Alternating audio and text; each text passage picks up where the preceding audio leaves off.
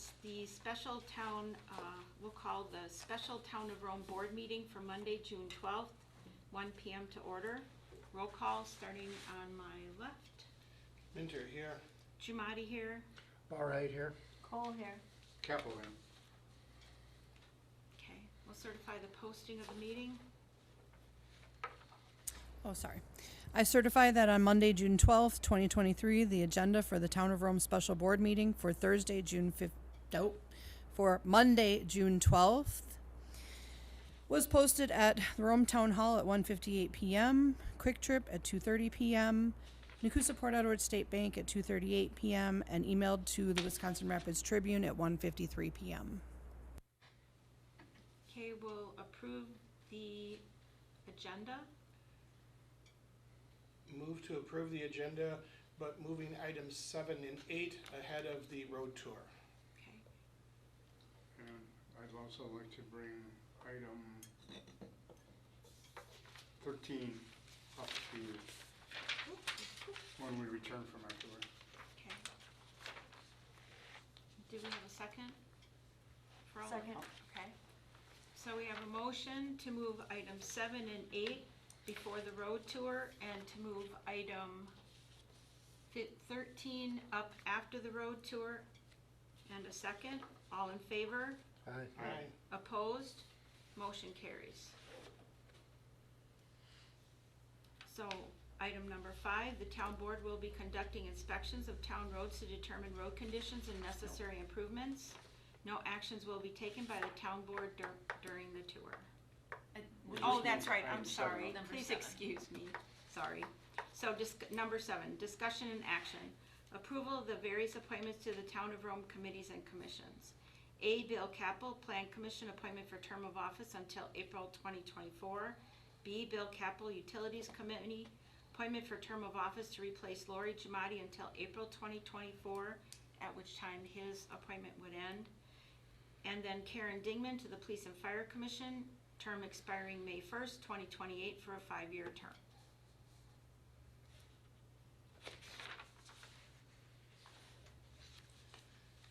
I move to approve the 3 appointments. Second.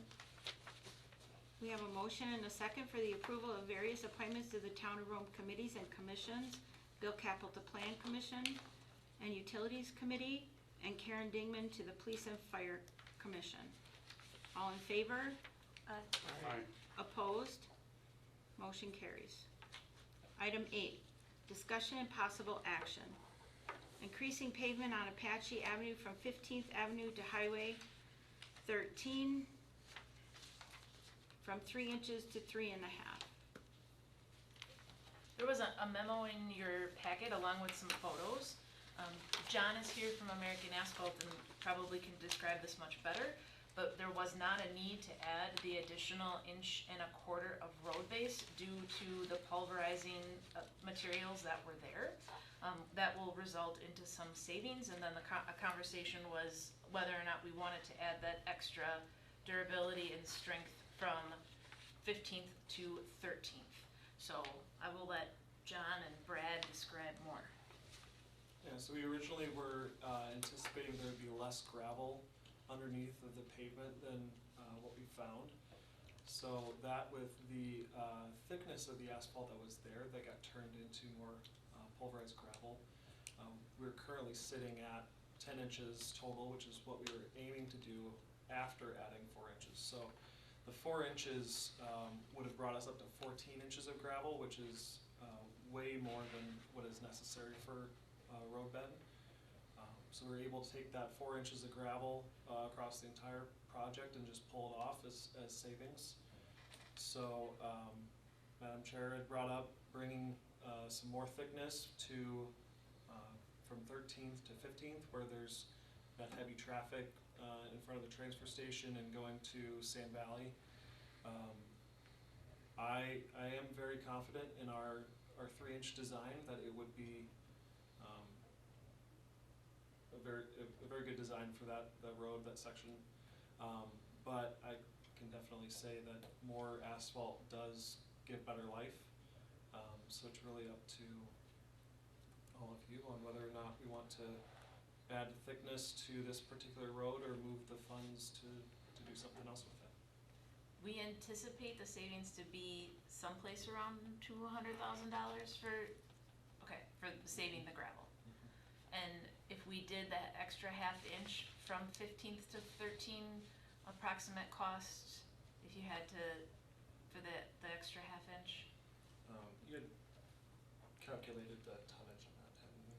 Yeah, I just took the total thickness and divided by, well, at that time it was a quarter inch by 12.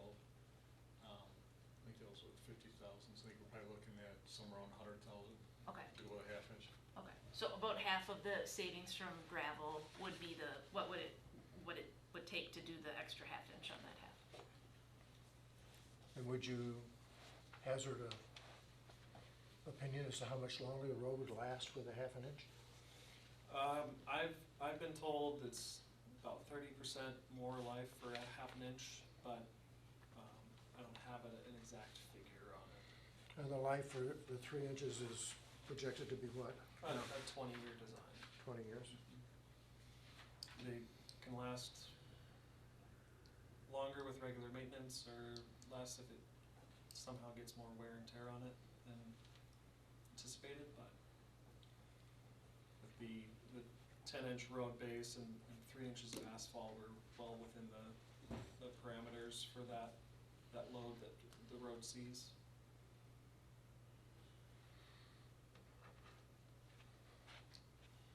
Madam Chair, if there's no more questions, I would move that we add the half inch from Highway 13 to, what are we, 14th? 15th. You're not to 15th yet, right? So No, we're not. Okay. No, it'll be done then in equal layers with the lift. Because I know I put in the memo, but just to state out loud for those that might be watching this, so we're gonna do the first layer from Z to 13, then you have to do some interstate work. Mhm. So you're gonna be taken away from this project, you'll do the interstate work, and then the second layer will come after the 4th of July. So, and then it'll be shouldered and final And- grading will be yeah, done. Correct. So if there's a moment in between where you might get calls to say the grade doesn't look right or it doesn't seem like enough asphalt, you'll be coming back after the holiday. Mhm. And from 10th to 8th Avenue that you've already completed, you did that with one pass, right? That's correct. That was a 2 1/4-inch one-pass lift. Okay. And that, since that was a state project, that's the way that they wanted it done, was in one lift instead of two. Correct. That was the engineered design for it. And that was a lot less, there's a lot less traffic on that road. I'll second the motion for more discussion. Yeah, I would think we'd be better off moving the $200,000 out to, carry it over to whenever we can put it to another road project around here. Since we've got so many roads that are deteriorating right now, it'd be better, in my mind, to use it for something else.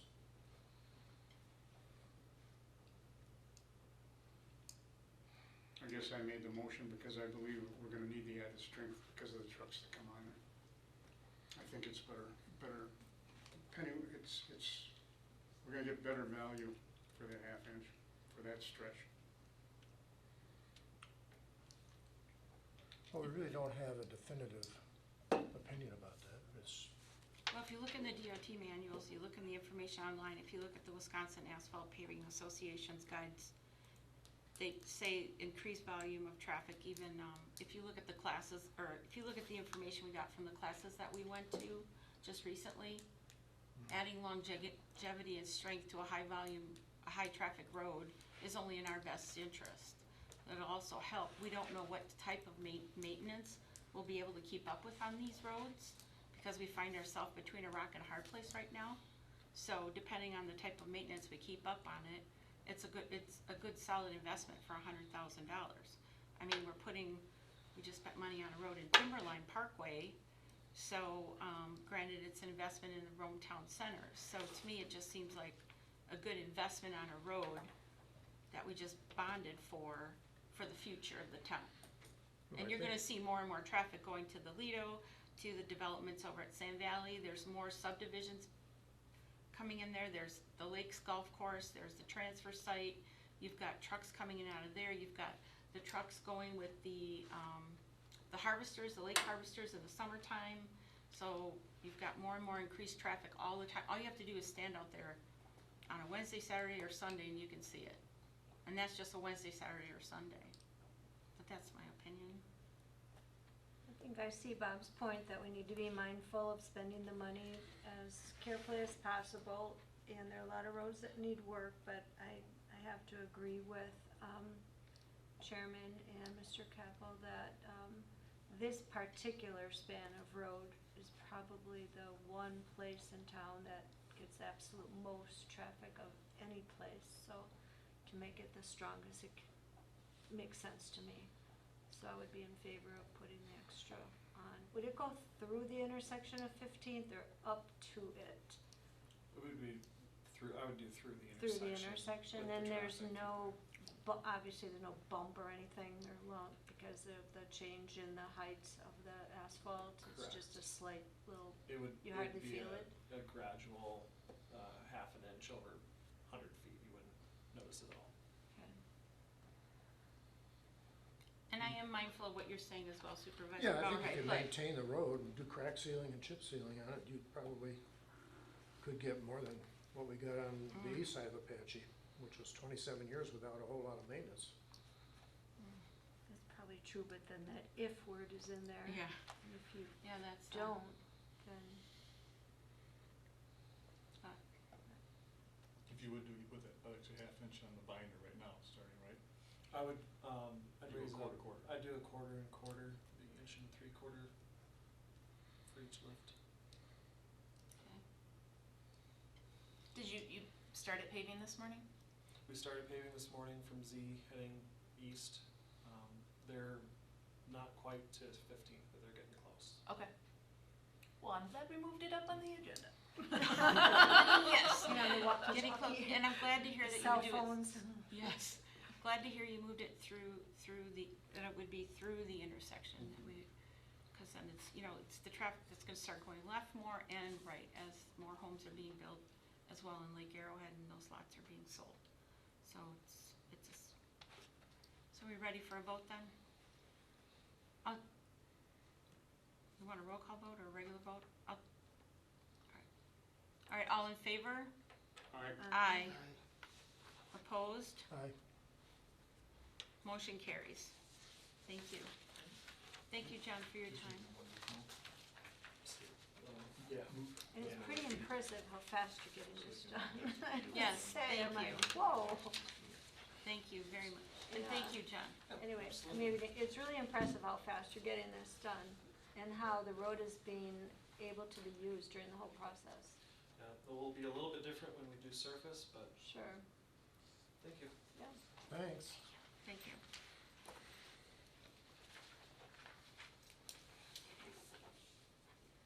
And we still come out $100,000, approximately. We'll know as we get through the project. We'll still, that we can put towards other projects, which will be good. All right, so then, that brings us to the road tour then, because the other one will bump up after, we bumped up after the road tour. So, number 5, town board will be conducting the inspections of the town roads to determine road conditions and necessary improvements. No actions will be taken by the town board during the tour. I don't anticipate this taking us that long. We made it pretty concise just to see some overall conditions of these specific areas. And then there are pictures up on the screen here that we can show you that gives you a feel for the overall around the east and the west side of Rome of how the roads are kind of deteriorating on us quite quickly. And so this will go, I anticipate maybe about 45 minutes. So, do we need a motion and a second for this? No, I think we can just Okay, go on the tour and then come back. I will take the Escape. If the 3 will have to ride in the back, and then if one person can go with Brad, then Brad Oh. can lead, and we can do it in 2 vehicles. well, okay. The one stop I had wanted to make was on Archer as we get closer to 16th Avenue, to show some of those bad spots there, Brad. And then as we get up to I call it the Streets of San Francisco hump, that's what I call it, by 15th and Archer, and then make that left as we're going then to get to Rapids Trail. Okay. And is it Akron Drive or Akron Ave? By the trap shooters, correct? Yes, where it's really, really, where they were patching a Yep, few so weeks it's ago. Right.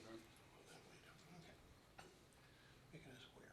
And we, even if we just drive down that, I mean, that's more of a window kind of view thing to see how bad it is. And then getting out on Archer is where it's really bad, and then seeing some of how the road is, we're losing the road there. And then Rapids Trail to see some of that, and then just getting back here. And that gives us a feel for the rest of the roads. Is everybody open for that? Let's ride. Let's ride. Anyone wants to ride with Brad, I'll ride with Brad. There you go. Yeah, that solves our problem. Who's riding it out?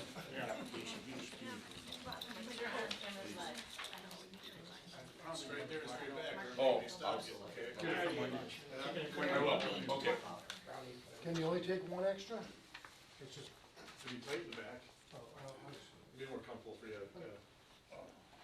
So Jamie's taking Jackie and Bill, Bob? Put bag in the basement.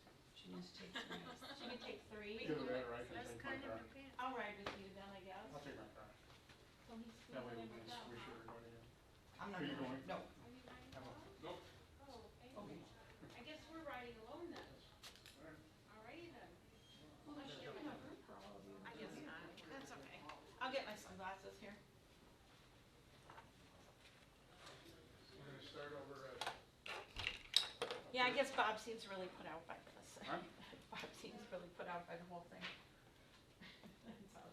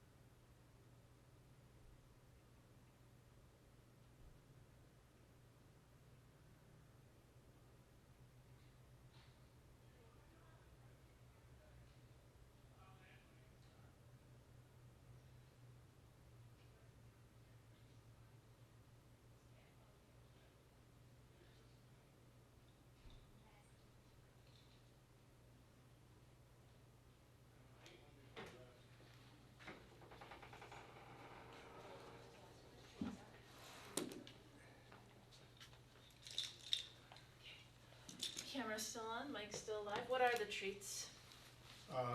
We go pecan squares, what else? Ooey gooey, anything that starts out as ooey gooey has to be good. Did you make these? I did. Thank you.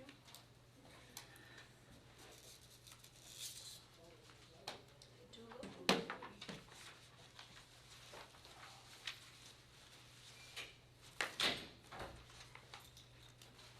Well, that was interesting. Thank you for your explanations, Joey.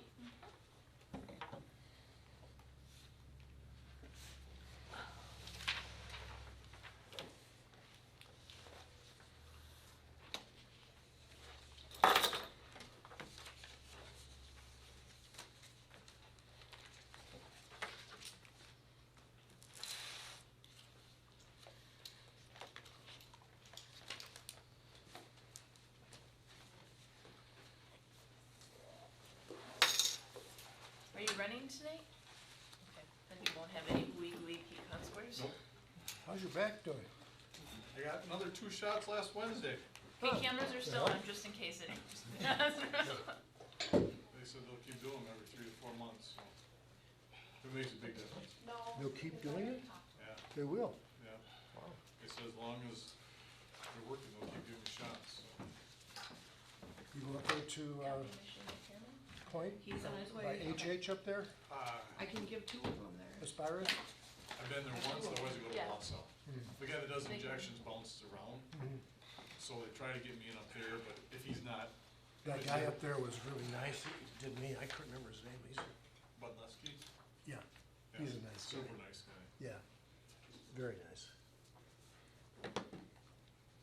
When you have a guy sticking a needle right in your spine, you like to make sure he's a super nice guy. Yeah, he told me what a good patient I was, and we were laughing, and they had that commercial on the radio, the guy went bankrupt finally, but it was on the used autos, and we were laughing about that. And then he was very nice, he helped me back in the room, dressing room and everything. Yeah.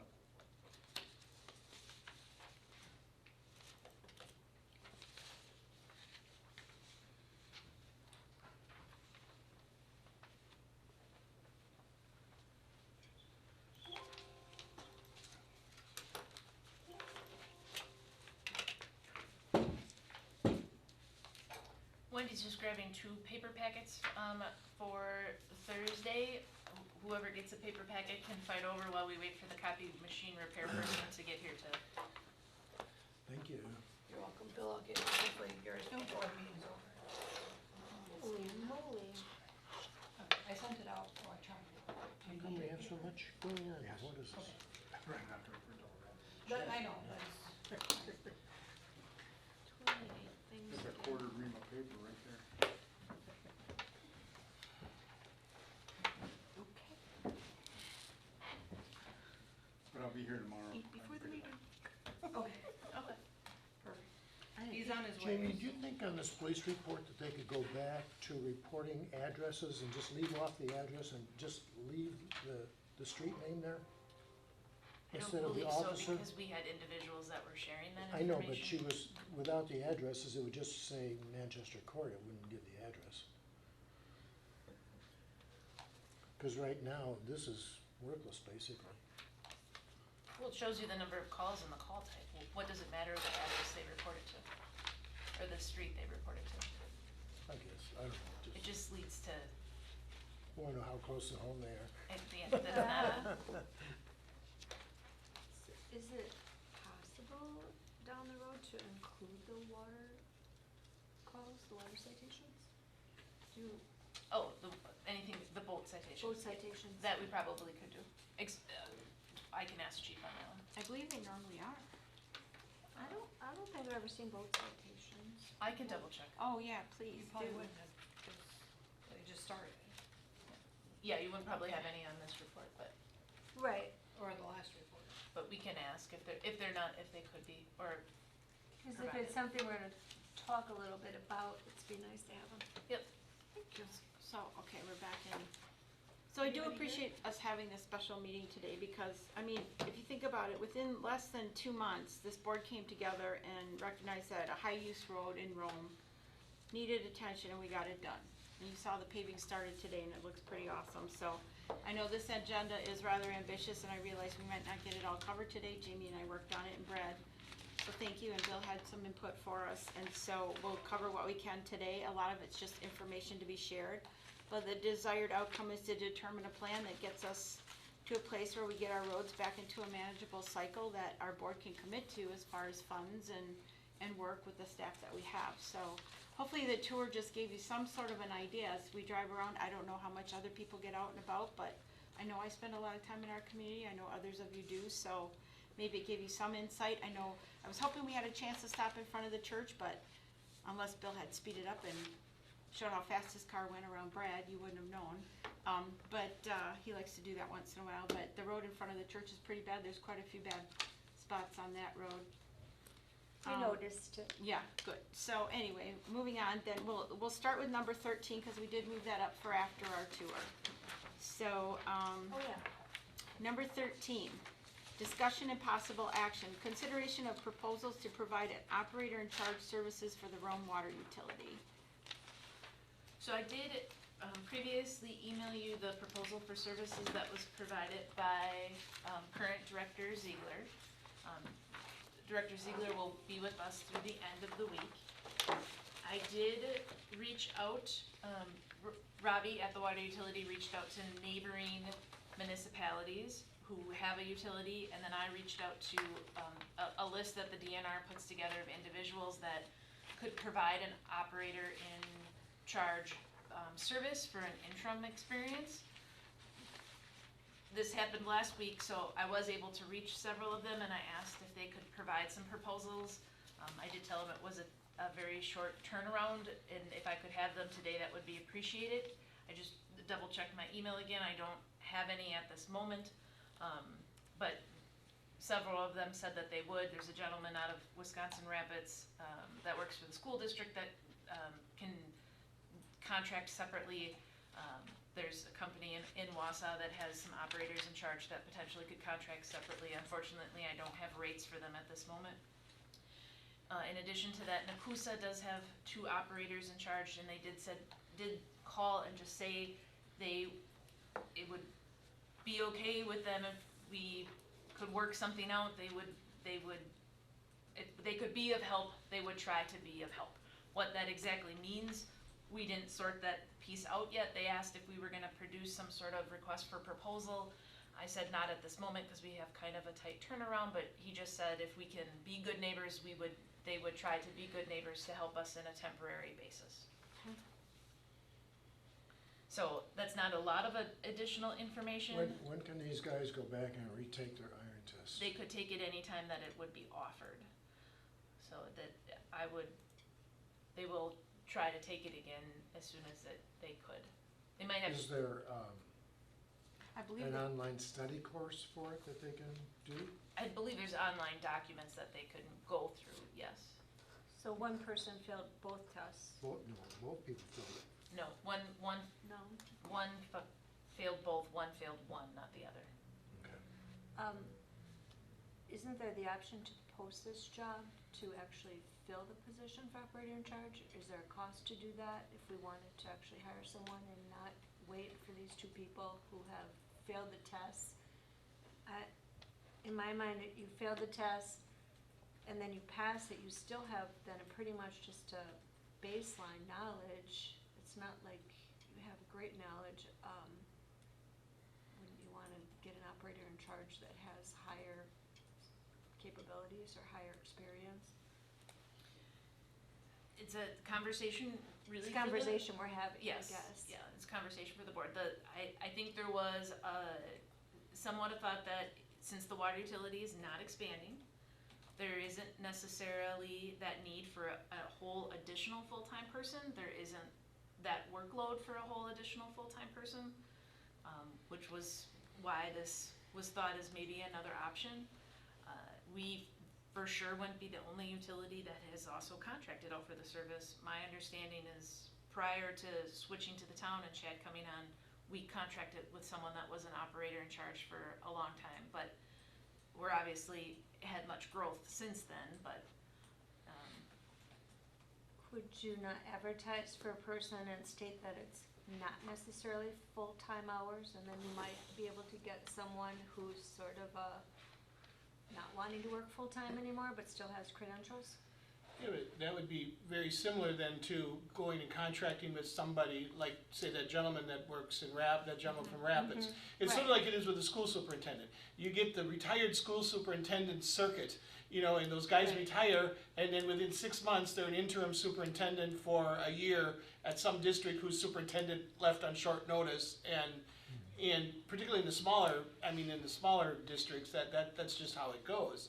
Yeah, in the ideal world, one could look at, if we decide we wanna have a full-time, I don't think we get any different of a quality of person if we hired that person as our actual employee, or if we contracted with somebody who's retired from whatever water utility that they retired from, and now they're wanting to fill in 10, 15, I don't know how many hours a week it would be, but, I think we got a better shot of getting a quality person on a contract basis than somebody who wants to come back for full-time, or even three-quarter time. Yeah, I think it's a worthy discussion, because having explored, with Jamie last week, the different options, looking out on the, Wisconsin DNR website, they have contractors listed there. They're all over the state, but finding one close to us was the challenge, but that's how we found the one at the Wisconsin Rapids School District. And so, they contract with multiple different people that need their services, so, seeing what we can find out from these different sources that her and Robbie are exploring, like Nakusa, what their reciprocal might look like, because they have 2 operators in charge and then maybe what this gentleman from the school system, might be able to offer us, because I think when we have a discussion about maybe being able to save those additional costs of a full-time employee, especially since now we've hit another plateau where there's no anticipated growth for the utility, that this might be the time to just kind of maybe wait it out. But I see your point.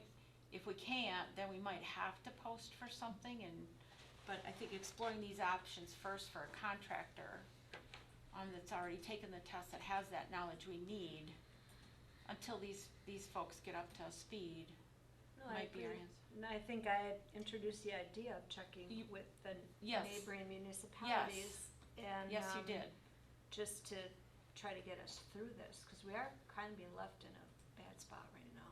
Yes. Yeah, it's my understanding we need an operator in charge the day Chad walks out the door, Yeah. correct?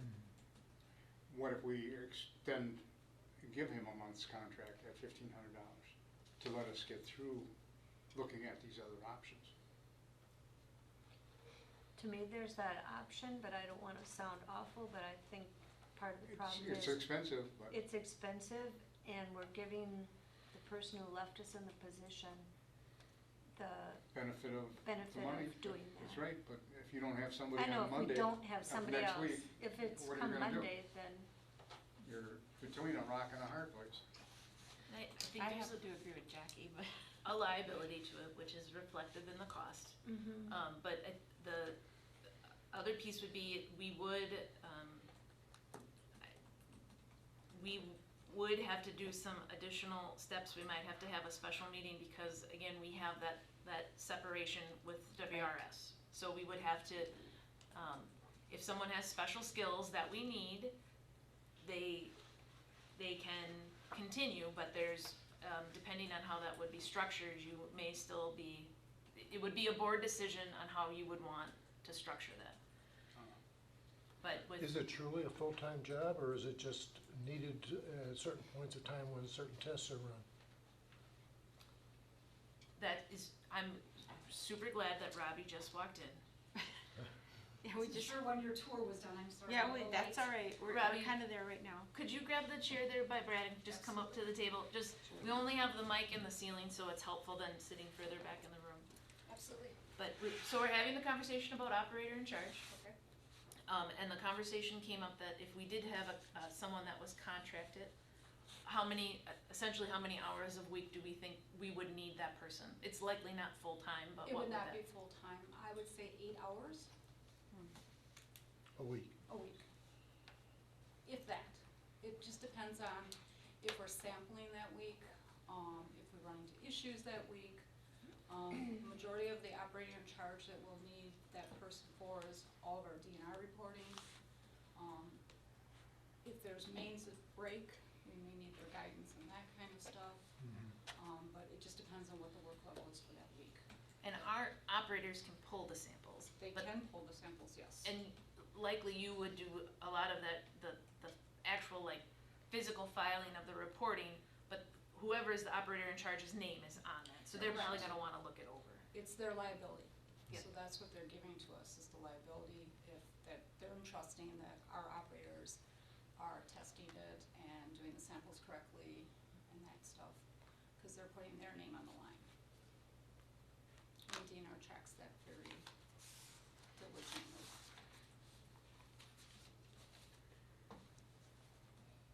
But they would, I share that piece just because it's not something where they'd have to be here every day. Correct. So it's like this 8 hours a week unless an emergency arose that you had to call someone. Correct. And we did discuss other options for outsourcing those needs. Should it be something like a pipe would be a Yes. plumber, or like Yes. we've used Advantage, or other sources That is like correct. CTW if they need to do certain work, which is really high-end, usually Home wells unexpected, and that kind of right. stuff, yes. Okay, and at this moment, either one of the operators, if they saw that as a need, they would report that to Robbie, and then they would call, right? Right, There's a okay. leak, there's something emergent that's happening, they're gonna let Robbie know that it's happening, but then they can make that call. They can call that plumber or, excavator that they would need to contact. I think the options that we have, Jackie suggested other munis, checking with them, and you are researching that for us. I found the one at Rapid Schools, you're researching that one. I think we explore those and I see have what we reached out get. to the gentleman at Rapid Schools. He hasn't got back to me yet. Mm, I talked to Plainfield, they do not have the iron filtration okay. license, neither does Port Edwards. Hmm. We talked to Nakusa, they don't wanna get involved right now, so Oh. they're just stepping back. Oh. And I haven't heard from Wisconsin Rapids. Cause Rick had called and said if they could be neighborly, they would be neighborly. That's kinda what I got on Friday. Okay. So, well, that's good. So, Robbie, was I of the understanding that you were also interested in maybe taking the test at some I am. point in time?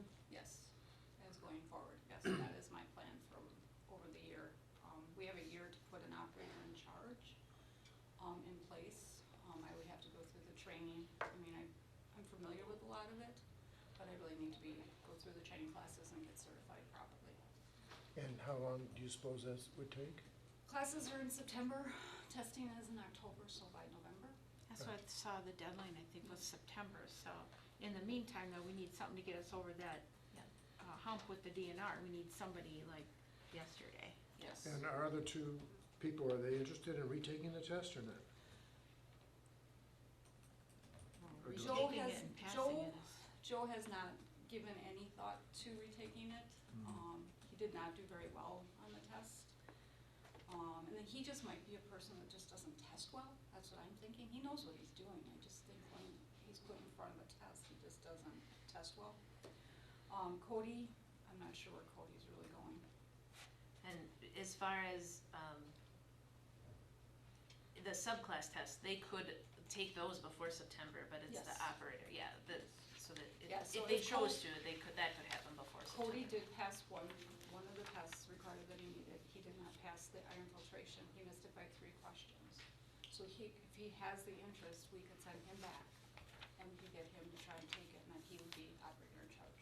Do they get the scores so they know how they did? They do. Do they know which questions they got wrong or not? They do, Huh. yeah. So they know what to study for going forward again. I mean, they can go through another review class, and it was $25 for a review class. And then we could send him again if that was the way we want to go, but I'm not sure where Cody's going.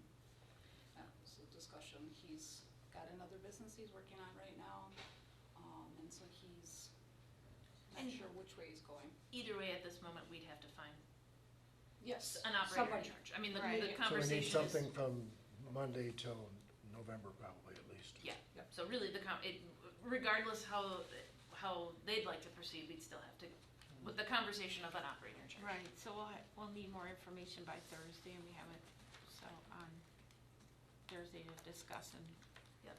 closed So- session. So the $1,500 charge is for how many hours? That's a month. a month. A month for, yeah, if you continued with Chad, it would be a monthly charge, So it might be only for 32 hours total work. potentially, yeah. Or 8 is what she suggested, and that would be another times 75 for actual work hours, based on his proposal. correct? So it's 1,500 monthly regardless, Right. because there's And the then liability, whatever and then hours if he he had. would have to come on site, then it's an additional 75. Correct, that's effective June 26th, when he starts with CTW. So that's their rate, if he was to leave between his working hours with CTW to come help us and come on site, that would be the $75. If all he has to do is sign off on the paperwork, then it's just that base monthly charge. Correct. So it's $1,500 and then another $75 an hour. If on site, yes. If on site. Is there any advantage or difference? Can this be done by an operator? So say I'm an operator in charge and you hired me to come and do it, would it make a difference that I had a history of knowledge like Chad has at the water utility versus coming in and doing the required job of the operator in charge for the 8 hours? Or could someone with the training, you get what I'm asking you? So somebody, hope. it's a complicated job, but if you know your water, Mhm. you will be able to step in here and do the DNR reporting that's required for this operator in charge. They would still have to be trained in how Rome Water Utility works, because we work differently than Plainfield does or Friendship does. So there's still gonna be some training with somebody coming in to understand our processes and everything. But they should be able to walk in and get the stuff we really need done. The Is that basics something done for you'd the, be capable of doing?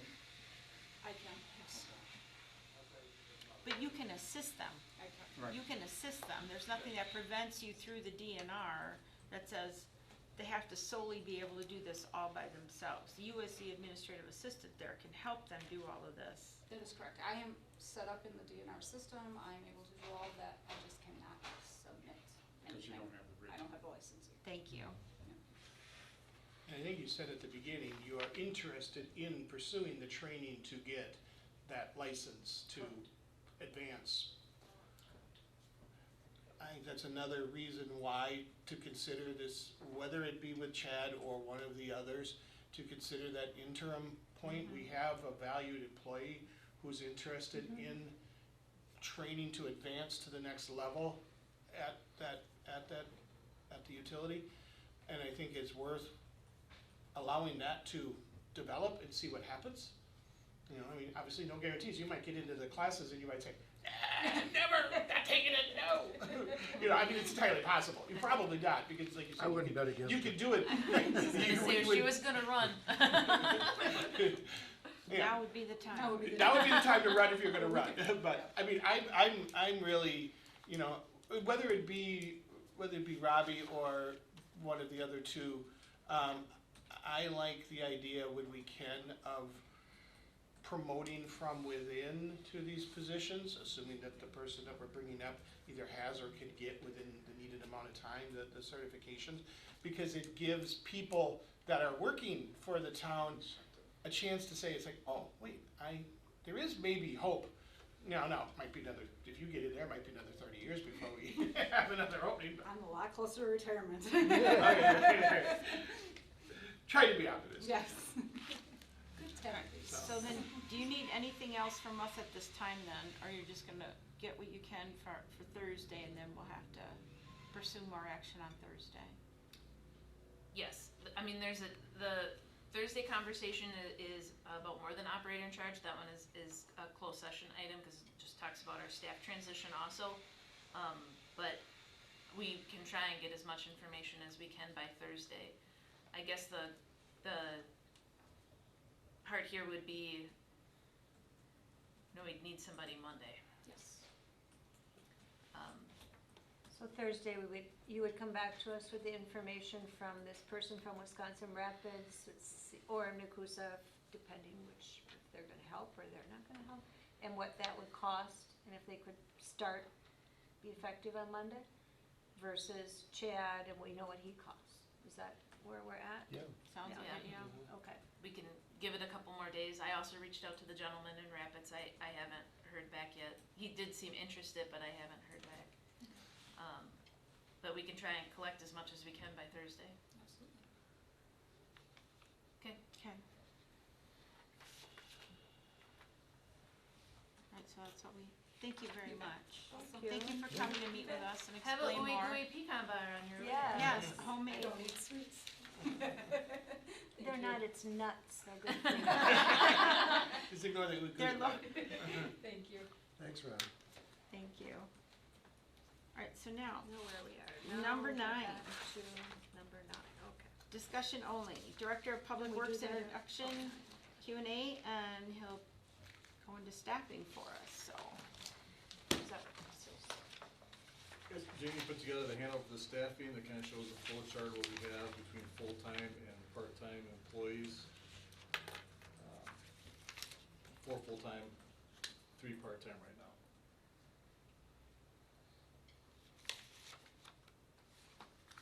My question on your part-time and your full-time, are all of them able to drive snowplows in the winter?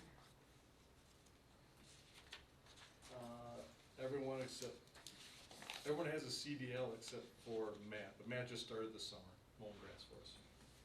Okay. So eventually he'll be able to drive one too? Well, he just kinda came on as a summer help. I don't know if he wants to be around in the winter or not. Alright, Our seasonal, the two, the optimal seasonal people that I put on the bottom, usually we have one additional that has a CDL and likely one additional that doesn't, that can help with parking lots and could drive the Small smaller truck, the 1 ton. So where it says part-time, how many hours do these part-time people work? Let's see, one can do, well, the course of the year is kind of how it goes. Oh, it goes seasonally, that's Yeah. why they're part-time? It's not Yeah. that they work Yeah. 2 days a week? But or- like, the Or one like individual Linda must averages, have a schedule, I would think. the one individual averages just under 26 hours a week in order to get to his max allowable hours. And the other individual, if we haven't gotten to that point, the max that they can work is 1,200 hours. Okay. Yeah, so 12, we have one exception in here, cause it was in past history, but 1,200 hours on a rolling calendar basis is what any part-time staff member can work. So is this where sometimes I hear people say, plow drivers are pulled off the road because they can't cross over into working more hours because they're gonna get paid overtime? No. So I'm not saying this is true, not true, but this is just, let's call it bar stool talk, because that's what it is, you know, or that, Next door, I saw that on next. or that kind of conversation. It It can't was be the first where? time you've heard On this. what? Have you heard anyone Oh. tell you about this, what people say? No. Okay, that roads, you stop the plowing because you have to stop the drivers and pull them off so as to not pay them overtime, because if they're paid overtime, then somehow somebody's not getting a bonus. Now, I'm sure that's totally false, but I think it's worth It's not, stating that this does Sure. not exist, if that is the case, and that is not why anybody would be pulled off from plowing.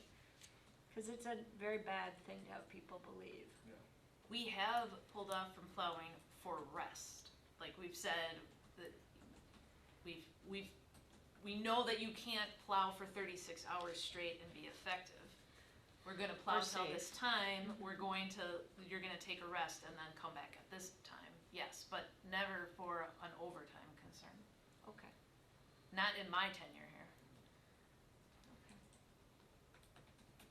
We do watch their hours though, like if someone would get, like let's say there's part-time people, if they can average basically one person 26 hours a week.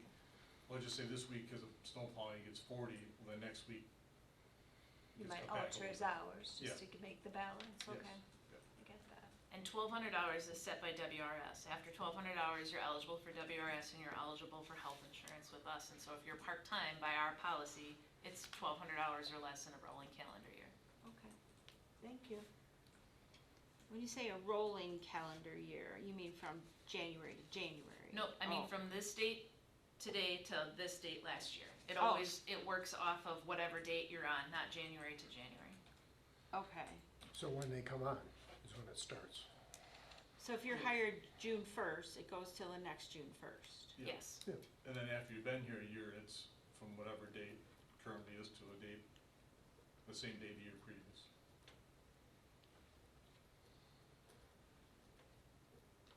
And what's the worst case scenario if they go over 1,200 hours? They go right into, You have to go on to start paying WRS. attention. but we've had that before. We've had it happen with people before. On a limited basis, but we watch it more closely. Those were really errors that occurred. And it's not just the, when you're a part-time staff member, it's not just the town's contribution, but now we take 6.8% of their wage also. Right, So, right. it's, But this difficult, maybe this is a conversation for another time, but I mean, considering how hard it is to get employees, if you do get them and they wanna stay, is that a conversation worth having? But anyway, just, and you're on track that it's very much a budget conversation too, because it's an addition, it's additional cost to the budget. it is, but if we're talking a handful of hours in the summer and a handful of hours in the winter, as long as we keep it above another threshold, say it doesn't get out of whack, but above another threshold of so many hours, maybe it's a consideration we have. Because it seems like we've had some of these people for a while now. I'm just throwing it out there for consideration. I Well, mean, for the most part, these people that are part-time, they like the assignment they have, right? They're not interested in doing too much more, are they? Well- Or are they? It depends on each person. Okay. It's a mix. We do have people that only wanna be part-time. Yes, Yeah. you're right. So I thought, So I guess I'm trying to get why this is on the agenda. What's our purpose here? What are we trying to just understand your staffing? I think staffing or- was one piece, but just Okay. also general question and answers from the tour. Okay, I have a question, Chad. If you, Bill had give a me a- question. I don't about remember it. when you were hired. Give me a real brief work history and education background, would you please? Associate's degree in civil engineering technology from Mid-State. I spent about 4 years working for an engineering consultant firm doing DOT, construction inspection, design, material testing. After that, worked for almost 20 years at Wood County Highway Department as a highway engineer, and then also the shop supervisor. As a highway engineer, took care of paving crew, shaping crew, truck drivers, asphalt plants, supervised all those people, bid all their projects, the townships, oversaw the projects that were outside that we didn't do, that Okay. were DOT projects. The ones that they're buying in. Yes, yep. And then through the shop supervisor position, maintaining, see, at that time it was 4 buildings, grounds for 4 buildings, mechanics, and the purchase of all equipment and developing the bid specs for Specs. the purchase. And he just celebrated his 3-year anniversary with us on the 8th. okay. Oh, congratulations. But you don't have you're not a certified PE or, okay. Okay. Any more questions for Brad on staffing or about him or I would just, time of the town? if you could talk a little, I was covering in our vehicle about that slag seal, but if you could talk a little bit about The frosting that's being worn off? I like calling it frosting. I call them open wounds, is what I call them. Frosting's much nicer. That's what he In my called it. opinion, that's all it is. Yeah, because it's only like yay but thin. it has been down there for what, 22 years? Oh, no. No. Oh, Not that long. No, not that long We at were all. talking 99 in our car. Well, No, you I gotta look at your wondered, sheet. when I came in '99, I remember the roads were so nice, and I wondered if that maybe was why, but I don't know what year that stuff went down. Some of them might have lasted like on the back roads, but not the Sure. ones that we were riding Some of them today. are from 2000 something. But go ahead, Yeah. I'm interested in hearing. I'm sorry, were you interested to hear about the slag seal, Well, the slurry seal? I'm Or fly curious as ash, to why some we're getting people the wear patterns on all our roads the way we are. Number one reason, age. Like you said, a chip seal normally lasts 7 to 8 years, and I'm just looking right now to see, say, when Rapids Trail was, I believe it was, it's been well over 8 years, 8 years, well over 8 years, that's it? On that, on that slurry seal, slurry seal. yeah. Well, there's a difference between chip seal and slurry seal. Yes, but that was done in But that was a 2012. slurry seal on Rapids Trail. What's that? It was a slurry seal on Rapids Trail. Slurry seal, yes. That was done in 2012. Yeah. So it served its life. That's the biggest reason that's failing. Also, It's wearing away. yeah, So it lasted 11 years almost. the oil's basically just starting to break down in it. There's no binder to hold it together anymore. But now we're seeing where it's actually going down further, and we're getting down right into the base on some of the, no? That's still the cold mix asphalt down below. Okay. It's popping off. That slurry Okay. seal's popping off. So what do we need to do then to fix something like that? I've been in contact with both Farner and American. Farner came out and they said, they wanna bring some other people to take a look at it. The concern is if doing anything over the top of that, that's gonna keep popping off, and what's gonna keep whatever you put down to stay down. Yep. They've The got other binding. townships that actually wanna go and try to mill that off, but for that cost, you might as well just pulverize and repave it. Yeah. See, and that's what we were hearing in the classes that we just attended. I mean, granted, it's not, it's only like high level, not what you take, but that's what they were saying a lot of towns are running into, is what you just said, is that they're finding that they're gonna have to pulverize it and redo it versus just trying to go over the top because it's not gonna bind or stay, and you're throwing good money after bad, and so that's what we're faced with, so. And This they is- don't slurry seal anymore. It's, They do, but I They don't, would recommend it. I Right. would either. they don't, I think, I yeah. would do chip seal in a heartbeat before I go with slurry seal. So that's quite an expense, and you can, all the pictures that I have on this thumb drive here, and, what we saw today is just a sample of what's going on both sides of town, and so we've got a lot of roads that are in that condition because of what was put down, so not pointing any fingers at all, but just saying the condition, so it was good to have a sampling of what we're faced with, so. Why are we getting the wear pattern on the sides of the road in the non-traveled area? It appears to me that there's something else going on than just the pavement letting loose, because the pavement would let loose where you're getting the tires pounding it. We're getting stuff letting loose on the sides of the road. Like you're saying, maybe like on Akron, Yeah. I think that's, a lot of it is that too, it's old, it's breaking down. Any place you start to get water in there is gonna, Well, yeah, is once gonna it be, starts. that's the end of it. And like I told Mr. Minter as we're riding through, talked with a lot of municipalities in the area, they all said this winter was one of the worst winters they've seen on the roads because of the freeze, the thaw, the rain, the cold. Any place water got down, just took a road that was marginal and made it Bad. bad. Okay. If you want to like rank what my opinion, what the biggest thing is having the town roads, they're old. Yeah. They've done us well, it's time to move on. Oh, that's understandable. Any other questions? All right, so some of these handouts are just for informational learning, for some of us, because they've changed over the years, actually. I mean, just the miles of road and that was informational. Jamie put this together for us, because there was a question from Supervisor Keppel. And actually, I learned too, because I was curious how many culverts we had and how many bridges we were responsible for, especially when the culvert question came up over on Apache. And so, and the miles of gravel roads we had, so it was just very interesting information to have. So there's really nothing to discuss. So unless somebody has a question. Oh, where's So- the gravel road? I'm just curious. Actually, it's off of Badger Avenue, I can tell you, if that's what I'm thinking of. Isn't it the one off of Badger? Gravel beyond. Or do you have gravel on Badger too, Eighth? Because the unimproved earth road's different than a gravel road. I think what's happened over time is gravel's been put on roads in areas to fix them, and then all of a sudden Okay. turns into a little here, a little there, and all of a sudden now the whole thing's a gravel road.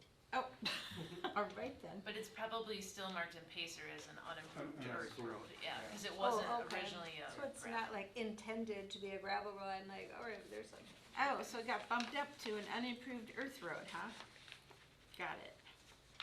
So that's Actually, I just- think the unimproved earth road gets bumped up to a gravel road. I don't know, so it was, depends what you. Oh, I see, if you look at it that way, huh? So we actually have, we have 2 culverts that we're responsible for, 2 bridges. or 2 bridges, and 13 culverts that we're responsible for. Yeah, the 2 bridges are Anawan 8th, And when Anawan 8th, yep. And most of the culverts are down in that County O 8th Avenue, 9th, area.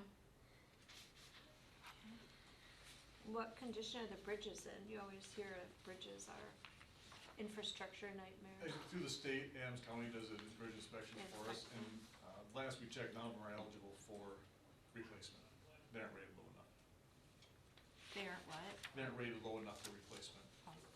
Well, we learned an interesting one, or maybe you weren't in the same one that I was in, Jackie, but some poor town was like half an inch or an inch short, and they couldn't get theirs covered by a certain grant through the state. Oh, you weren't in that one?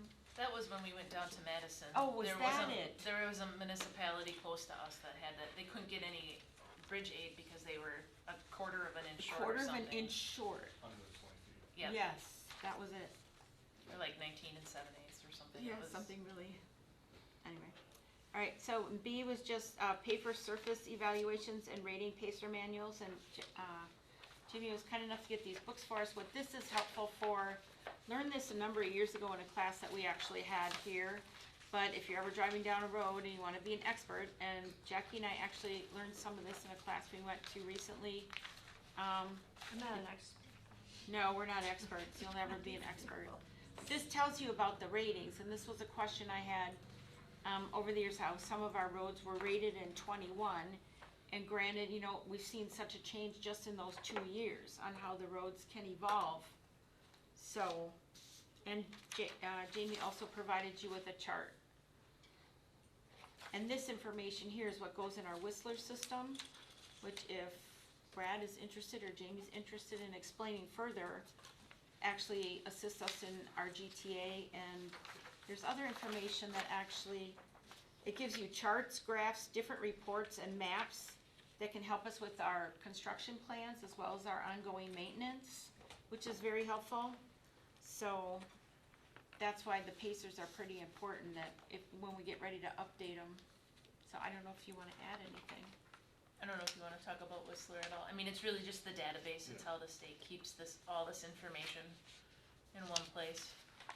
And just a point of reference, our state is the one that actually came up with Pacer, and it's actually used by a number of different states across the country.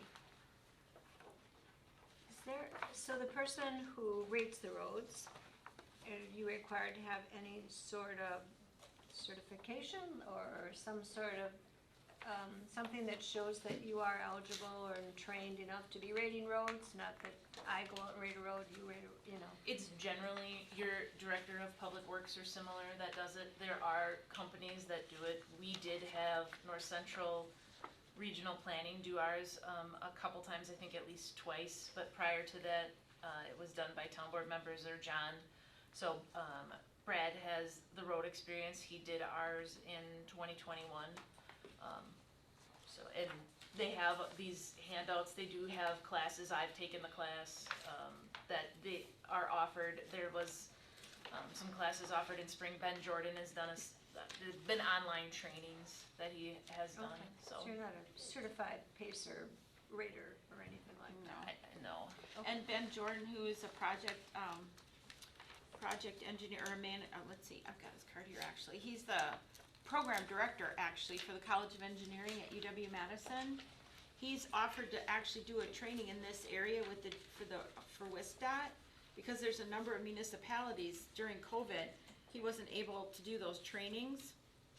And he's willing to do it here in the town of Rome, and have a number of munis come to our area and do that for them. Like Saratoga's interested, Monroe's interested, so town board members usually attend them, and, So as soon as he can get that organized, he's willing to hold that here in our town so other munis can attend. So, but yes, we used to do it with John at the time. John would do it with other department people. And so we used to actually at some points do it every year, just depending on the year and what we thought was going on. So if you did all the roads by yourself, kudos to you, because that's a lot of territory to cover if you were able, unless you just kind of flew on a No, it takes on an almost airplane. a month. Huh? It takes almost a month. Oh, it took you a month? Okay. Yeah, that's pretty good then. But, okay. Any questions for Brad or Jamie on that, on the PACER ratings or anything? When are they done again? They're actually due this year, December 15th. Yeah, Okay. odd years they're done, or odd years they're required by the state, Is there a time of year that you do it? usually in the fall. Yeah, late summer, early fall. Let the construction season get done, that way you're updating your roads with the latest. I did also just include in the packet some information about Mastic and, what Brad was planning to do for Mastic this year for roads. I would add that to the whole pavement service evaluation piece of what was included in the overall packet. And if there was questions about Mastic. Yeah, I had a question on the use of it on shoulders. Because it doesn't say anything about it here, and I took a look at some of the stuff that was done last year, early spring, and it's already breaking off and falling away. We didn't do any, On we just Easter started, Lane, was that last year? that was last year. Okay. But And then what's Easter breaking away, Lane and Kingsway is just, yeah, some what's of breaking it's away in leisure okay, is but the spots where we didn't do on leisure is what's opening up. So this, when we go, going again, I may have to go back and hit those areas that are, where the openings were? any place, yes, where it wasn't done, it's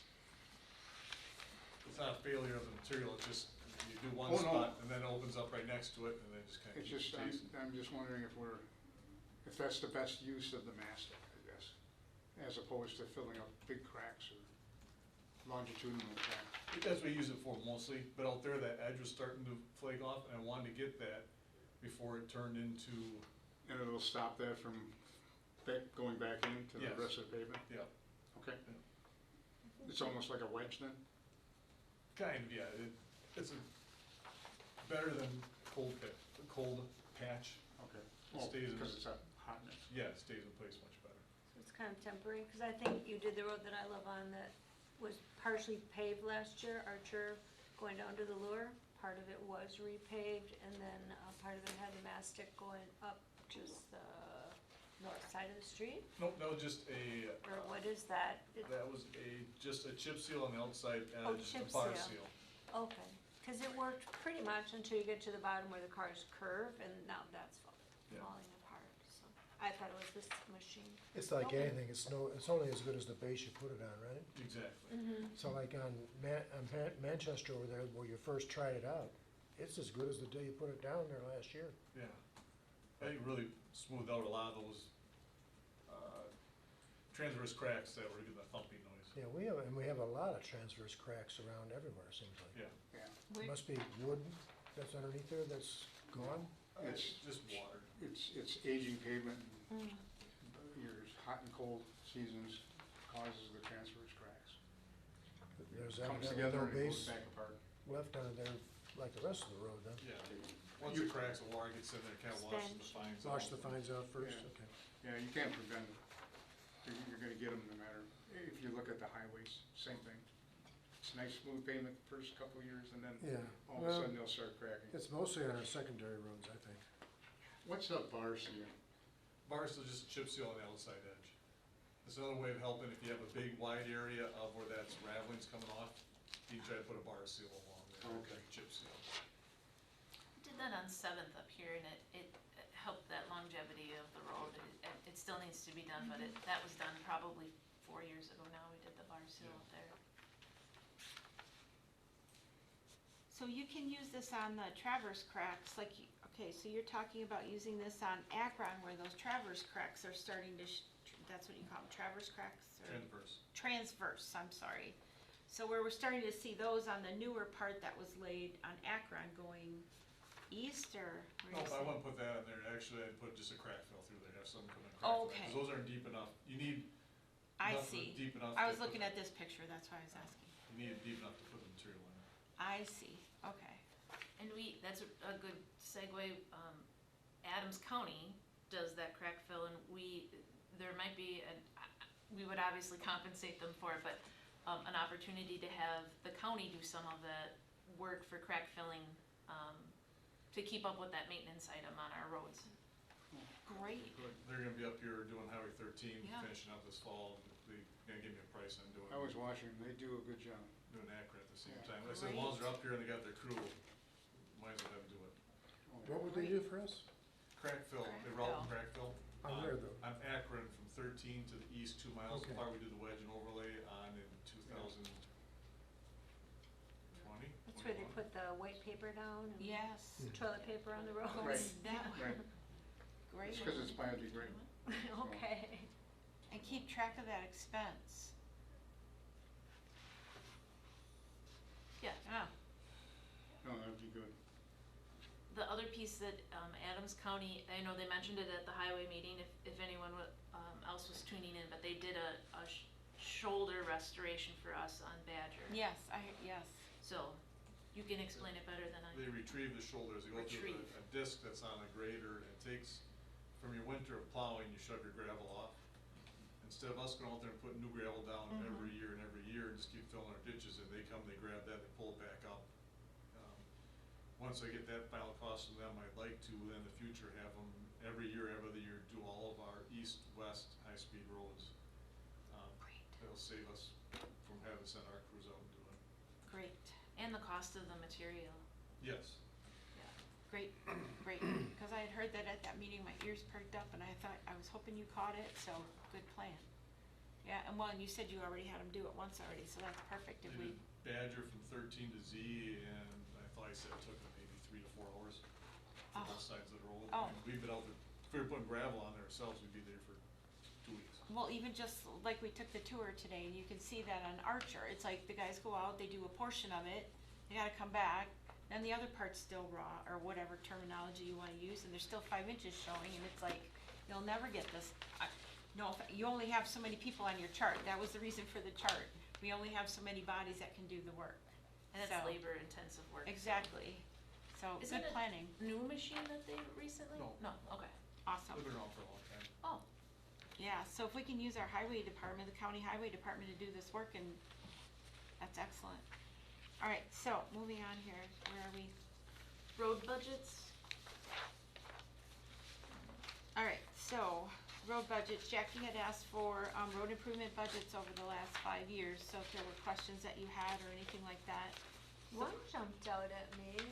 What happened 2020 where like hardly any money was spent? Was that money budgeted to be spent and That was me. used elsewhere? Or what happened? That was me because John left and we did not have a replacement yet, and I was not savvy enough to do all road bids along with day-to-day operations. So we had a savings that year that we carried forward, and then Brad caught us up with some work the bid work that needed to be done.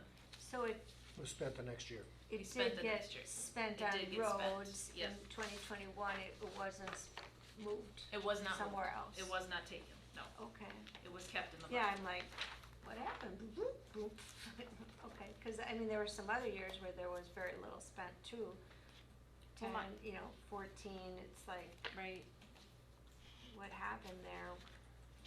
Well, my question would be too, if we had a GTA allocation on average of 350 maybe on those years, it's like we didn't put it all in, always into road work over the years, and not again, not pointing fingers or anything, it's like where was the thought process, what was done with it? And if we eventually moving forward, always make sure we use our GTA towards our road work.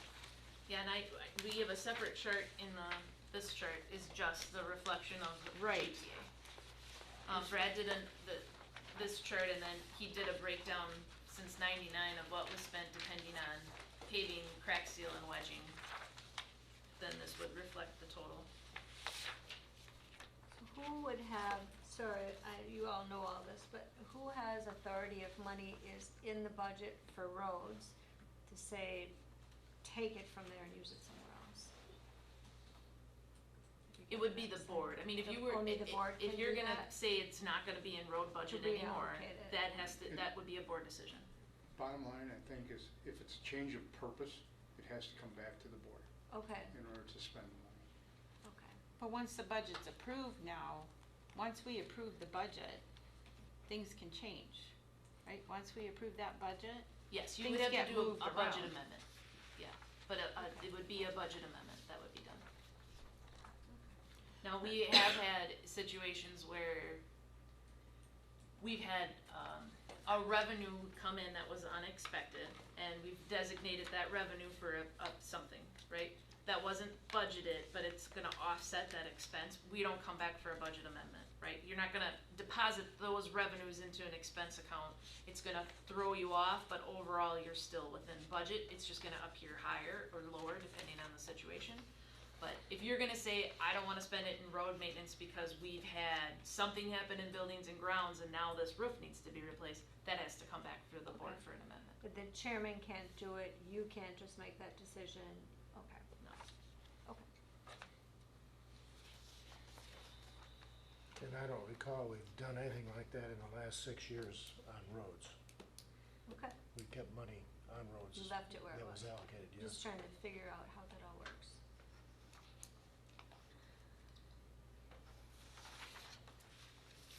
I did also just include in the packet that, many of you have seen these because of your budget book, but back to, 2020, the overall highway budget.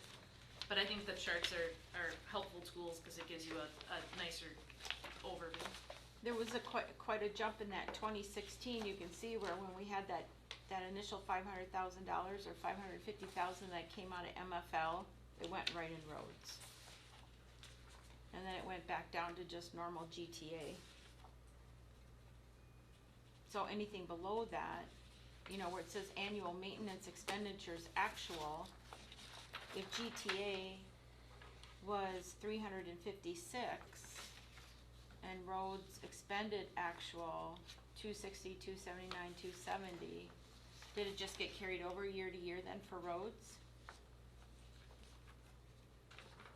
It could be carried forward, or it could be with other items. I mean, GTA can be spent on anything that regards road maintenance. So it could have been, it could also go to shouldering material that would come out of, your material cost, right, where this is just your maintenance cost. Okay, so it wasn't spent, okay. So all the GTA wasn't spent specifically on roads. This chart here, you're showing us what was spent specifically on roads. On your Road road maintenance, yes. Maintenance. Yep. This black chart was Yep, road maintenance, road maintenance. okay. But that's not everything that's, right, you'd still have your material costs, you'd have your labor costs, you'll have your operations costs for repairs on your equipment. Right. Insurance, yeah, But this is roads, That's- actual roads. Yep, And this is the GTA that would cover, you would get from the state and use for everything, in road maintenance. right. Yep. That might be materials, labors, and all of Yes, that. Yep, Got it. so, So from 2010 to Salt. 2020, there was no paving done? No, there was, it shows here chip seal, crack fill, and wedge patching. Seems They did other work. kind of, okay. yeah, we did a lot of crack filling during that. Cause there was a period of lot time. of paving, you could see where there was like a transition, like from Mhm. 99 to 2009, there was a lot of paving. And then for 10 years, not They a did single chip road sealing. needed Yeah. paving? Yeah, they went over to like chip sealing, crack filling, and wedge patching. So it shifted where the care went. But that's why the inventory, I think, comes in handy, it kinda tells you where the work went. But then it jumps back to after those 10 years of not paving any roads to needing over $500,000 to pave roads. That's gotta be the, I don't, okay. And right now, it wasn't at that moment in time, but right now, 330,000 to pave a mile of road is kinda where we came in this year. Yeah, roughly, yeah. Yeah, so we, I mean,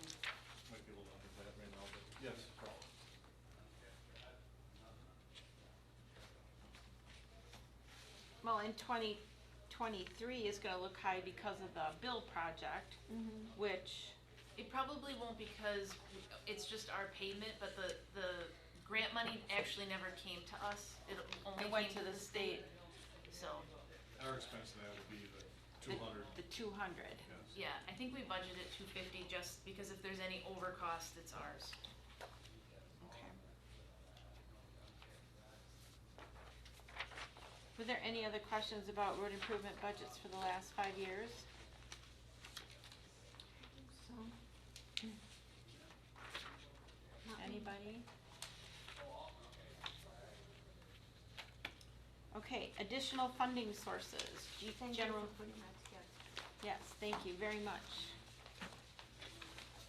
General transportation and grant programs. We kind of talked about the general transportation chart, and then Brad did a nice summary of grant programs that are available, could be applied for, or have been applied for. We were not successful in the grant from Representative Derek Van Orden's office, but we're still waiting to hear about the BIL for the other half of Apache. We're gonna talk about that some more in just a little bit with some work that's been done for the culvert replacement, but I won't go through this in detail. It's just it's a nice listing of different potential opportunities. The one I did look into that we talked about briefly this weekend after the water meeting was that TEA grant. And, it actually looks like it has to be for development. I can give this to you if you want, otherwise, it looks like it has to be something that, is hasn't gone underway yet, but, there's some eligibility, there's 4 eligibility requirements that are pretty major, and that'll be creating jobs, it needs snapshots of the future, that sort of thing, so I don't know that that would really come into play for that. And I don't know that we wanna hold up that section of West Archer for that, like we talked about this, on Saturday, but there's some information on there, it might work for something else if another large business came into town in another area. Any chance for the business park? For the Town Center, for that grant? I don't know, well, we don't have Since a, it's new road? no, you have to have a business, it's driven by it's economic assistance and development. Well, that's what What you're about doing there. Timberland Parkway? It's, That's what I'm talking about. You have to have a business there already that's Okay, committed. it's Is it- gotta Oh, already be present. There has to be an And existing if I understand business. right, they have to show that they're going to employ 5 to 7% increase and Jobs. maintain it for so many years. Okay, Basically, I'll say they have to open their books up, but they're partners in that okay. application. It's not for development then? it's to It's for encourage Expansion or creation. expansion of a business. You have to really show that the requirement is met by creating new jobs that would not be created unless the proposed improvement did not happen. And then retaining the jobs, that number of jobs will continue for 7 or more years, so, it's pretty, but, We were thinking more of past 15th on Archer is where we Right. were thinking that one potentially could get used. Timberline has more likelihood of residential development back there that might not be a good fit for that. and then we're just waiting to hear on that, but you'll get into that with that whole culvert discussion. Okay, and then the road maintenance inventory for the past 25 years. Yes, Brad put together this with what we have done on which roads and what was replaced on each. And I made you slightly bigger copies, so it wasn't quite so much of an eye exam.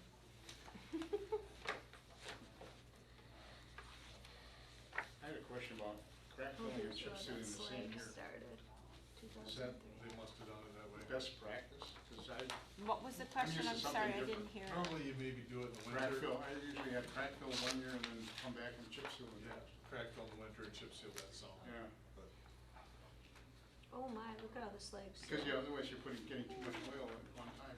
That's the stuff that's just lifting right Yeah. off the road right now, Jamie was explaining that's a byproduct from foundries. Okay, oh boy, they thought that was a really super idea. well, I think there It was probably another name was. for it called fly ash or Probably something, was. somebody told me it was called fly ash or something, but. It made was the ro- what? Fly ash, But it I did think that was last, the like name you for it, said. make the roads look That's why pretty. I- black. Yes. Wouldn't that be another, Brad, couldn't that fly ash would be another, I mean, it's a byproduct from Foundry, it's ash. Well, that's why the road's still black. Yeah, it makes it look It's still nice. frosting. My familiar with fly ash is usually it's in concrete, it's, Oh, white Oh, okay. color. oh, maybe that's the white stuff then, I got it mixed up, the two mixed up. All right, well, anyway. It was 20 years ago, I mean, It started in '03, did you say? Yeah. we always think anything in 2000 was like, oh, yesterday, but Doesn't 20 years it? ago. How time flies. I know. All right, and then the current, any questions? Anybody have any other questions? All right, and then the current 2023-2027 road improvement plan. Brad, do you wanna chat just a little bit about these? Basically, what it is, I added on the top of 2024, a couple projects with Akron. Two projects on Akron, actually, the west side and east side, the Rapid Trail, the 14th Ave, and then the Akron crack filling, the part that was wedged and overlaid the pass. The part below that is what we had actually from our 2023 plan. So the only new was up in red. And if you'll notice too, if you wanna really get down, 2028 is a copy of 2027, because obviously we're going to get it done, so you just keep bumping things down the line as you need to get them to fill in. And that 2024, I'm by no means suggesting that we do all that work, it's 10.5 miles, but I guess that is the decision to be made, is what route we wanna go for next year.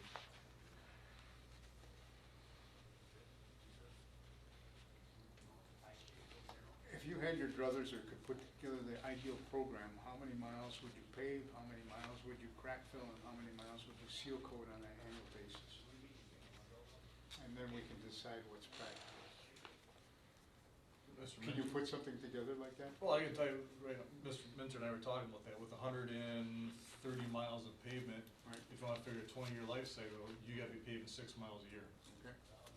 And, Pave but six? I'm not, please don't understand, I'm not saying we should, because, don't hold me to that, I- because I know it's not my. No, I asked you that's for the ideal. Yeah. I asked you for the ideal. And then ideally, going forward, to get on a rotation where you should chip seal your roads within the first 5 years of paving. So now, I already got the roads that we did in 2020, I'm thinking somewhere around that 25, 26, 27, those are gonna be chip sealed. Okay. Can you just say that, so 6 miles of paving a year would be our ideal, Yes. alright, and within 5 years, you'd wanna, Chip seal, you wanna chip seal a road within the first 5 to 7 years of life. And That's prior what to we- chip sealing, you want to crack fill it? Yeah. and Probably the crack year fill. before, to give it a time to set up before you chip seal. No, this is an ideal. That's, I asked. That's an I asked. ideal- Pie in the well- sky, pie in the sky. And And then then after chip Because- sealing, when you come back and crack seal it you overlay, again. You have to understand pie in the sky, so then you come back You to have- reality and say, now what can we afford? So basically every 5 years you That's repeat the the cycle. approach I'm looking at. well, then you No, I gotta think over, after the first chip seal, the latest thinking now, they're saying the sooner you chip seal your road, the longer your pavement's gonna last. gonna last. You don't wanna wait until it starts to flake Okay. and oxidize. It'll help you with your life of that stretch of road. So if you chip seal it, say 5, 7, 8 years, that should last you then until they see that 20-year Really? point. You wouldn't have to Or come you back can go and do back it. and, or you can go back and re-chip seal it and just keep building it up. Right. You Or can do that. minimal overlay or something like that. You could, yeah. instead of having to do a full pulverize. Right. Right. And It used to Archer's a be- good example of that, cause we paved that 16 and we chip sealed it 19. Archer Avenue is a perfect example of that, look at how that road is lasting. When did you, I think Chip it was seal? paved 19 and it was chip seal, paved 16 and chip sealed 19. Our handy dandy chart will tell us. oh yeah, It's only your 7 years old. inventory, that I made you do. So Is what does it take right now, Brad, I don't know if you can answer this question, to get us caught up so that we could get on that type of schedule? Cause we're behind that schedule right now, I'm assuming. First, I'll say, you never get caught up. You won't ever, You'll okay? never get caught up. Or even a point where you feel you're comfortable, like we're we're pretty close. I don't think you ever get to that point because of, You just never do. no. So you're always putting out fires in your job? You'd be That's- spending I mean, you'd be always? spending more money than you can possibly afford in Yes. order to get Okay, there. It should have been done, it should have been done 20 years ago. okay. Yeah. Can I just piggyback on Jackie's question? We may not get caught up to where we'd ideally love to be caught up to, but what if we got caught up to the point that we know our high-traffic roads are caught up? Our main roads, our highly traveled roads are caught up. I mean, given that, yes, we know we have all these little cul-de-sacs that are an issue, but what if we got caught up to the point where, like I just said, That, I guess, would be a decision for the board, if they Right. want to just focus on high speed, main traveled but, east, west, north, south? just keep in mind, I get phone calls too on the non-high speed roads. Well- I get a lot of I phone know. calls on those. But if you go out and you update our pacer ratings like we have to do this year, even if you need help or whatever, or we get a firm, let's say we spend that extra money that you get help with a firm, whatever, because you're, got a lot on your plate, we get somebody out here to do that for us. But if we have somebody go out and inspect those roads like we saw 14th Avenue in front of the church today, that's a bad one. Chatham Court, I've got a picture of it on here, it looks kind of like Rapids Trail, like we saw today, but we may not get to the courts right now, because maybe it's people camp on it, but they're only here in the summer, so maybe that court doesn't get, but there's people that live on Longbow, so that's a busy court, people live there and camp there. I don't know, that's a balancing act we have to weigh, but nonetheless, high-traffic roads where there's a lot of people living year-round, full-time, that's a decision we have to make. So getting back to his question, is there a way we could potentially, Jackie's question, get caught up? I still say no. Because your roads you have now are gonna continue to deteriorate, that you might think you're caught for 1 year, but then you're not. I mean, look at Apache. Who would've thought that fell apart that fast in 1 year? Well, I That- think that that- took more, well, okay, you can say 1 year, but I think we're heading there, but, Yeah. okay. All right, but what about if we make an investment? Now, Supervisor Minter had an idea, maybe we're getting ahead of ourselves here and we're a little off agenda, but not really. We're talking, our 5-year plan, budgeting in that, making the investment, money we have on hand, money we may borrow, other ideas for infrastructure, but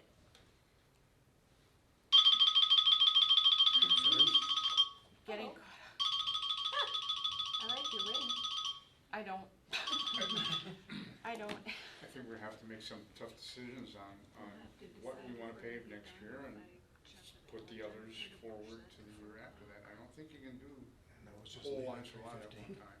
No, but we've gotta get some of the worst ones caught up. Some of the I worst just ones. don't disagree with that. But, so Apache was 4 miles from State Highway 13 to County Road Z? Yes, And that was slightly over $1 million. 1.2. Two. Yeah. So just to give a and Right. if asphalt prices go up, if petroleum prices go up, technically would likely They're go not up. gonna come down. Yeah, they're not, yeah. And that's too, if you wanted to do the pulverize 4 inches of base and 3 inches of asphalt. There's other ways to do it that might be cheaper, that wouldn't be necessarily the best way, but sometimes you can't have the best, right? You have to compromise. What do you mean, not the best? Get to the line over there. What did you say? On Akron, we could do a wedge and overlay out there like we did on their stretch of Akron, which would be a lot cheaper. He had a sheet in here that looks like this. Oh, that one. Says looking ahead to 24, and he's estimating costs based on this year.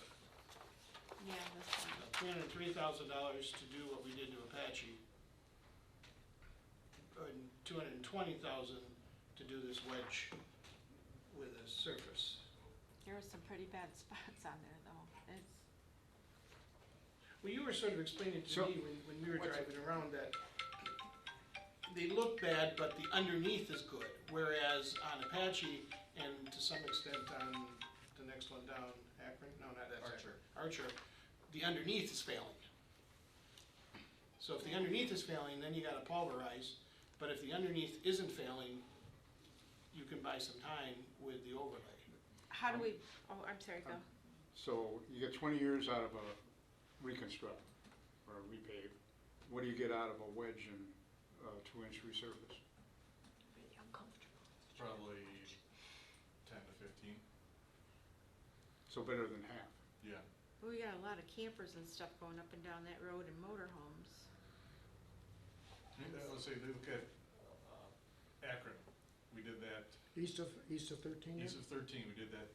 Part of it. Everything goes by so fast now, I think it was 2 years ago. 2 years, I would say. And other than transverse crack, Yeah, transfers and some down the middle, but It- yeah, this it- is to me, it's really good in shape. halfway decent shape. And Yeah. that's the same Looks thing you would good. do on the other side? that's That was my a, suggestion. that was a wedge and a 2-inch lift. Wedge an Okay. inch and a half. Okay. It might have been an inch and a half on that one. Inch and a half? Well, you put a 1/2 inch wedge and then an inch and a half. Oh, I surface. see. So you Wedge, of have- course, fills in all the little bumps and divots and the potholes, and then you put your final course at the top to get your ride. Okay. But then if we get into a rotation with Adams County and they fill the transverse cracks, you might get more than your 15 years. So if we get on a cycle with the other things we're supposed to be doing, we'll get the longevity that we're looking for. We'll improve that longevity. I have to speak for Bob and I, we've got another meeting at 3:30 that we can't reschedule, so we either have to leave at 3:25 or, you can all continue, but I just have to let you know that. Well, could we just talk about item number 11 and then, because item number 12 might be a longer discussion about where we kind of want to go from here. Yeah.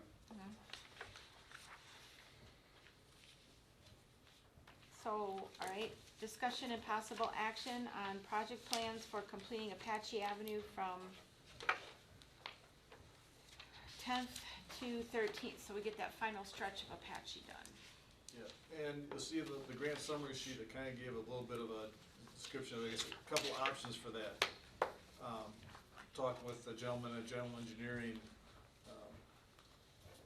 if we wanted to do it through a DOT grant, possible submittal and plan, then that bike trail needs to be approximately 5 feet off the edge of the road. It can't be like it is on the existing trail down towards 8th. It has to be offset to meet DOT standards. And that would more than likely require purchase of right-of-way, obviously another added cost, and if one person on there decides they don't wanna sell, you are basically done. Cause you cannot, eminent domain or condemn property for a bike trail. So that is a very, in my opinion, risky way of trying to do the bike trail. You'd have a lot invested and just one person could shut you down.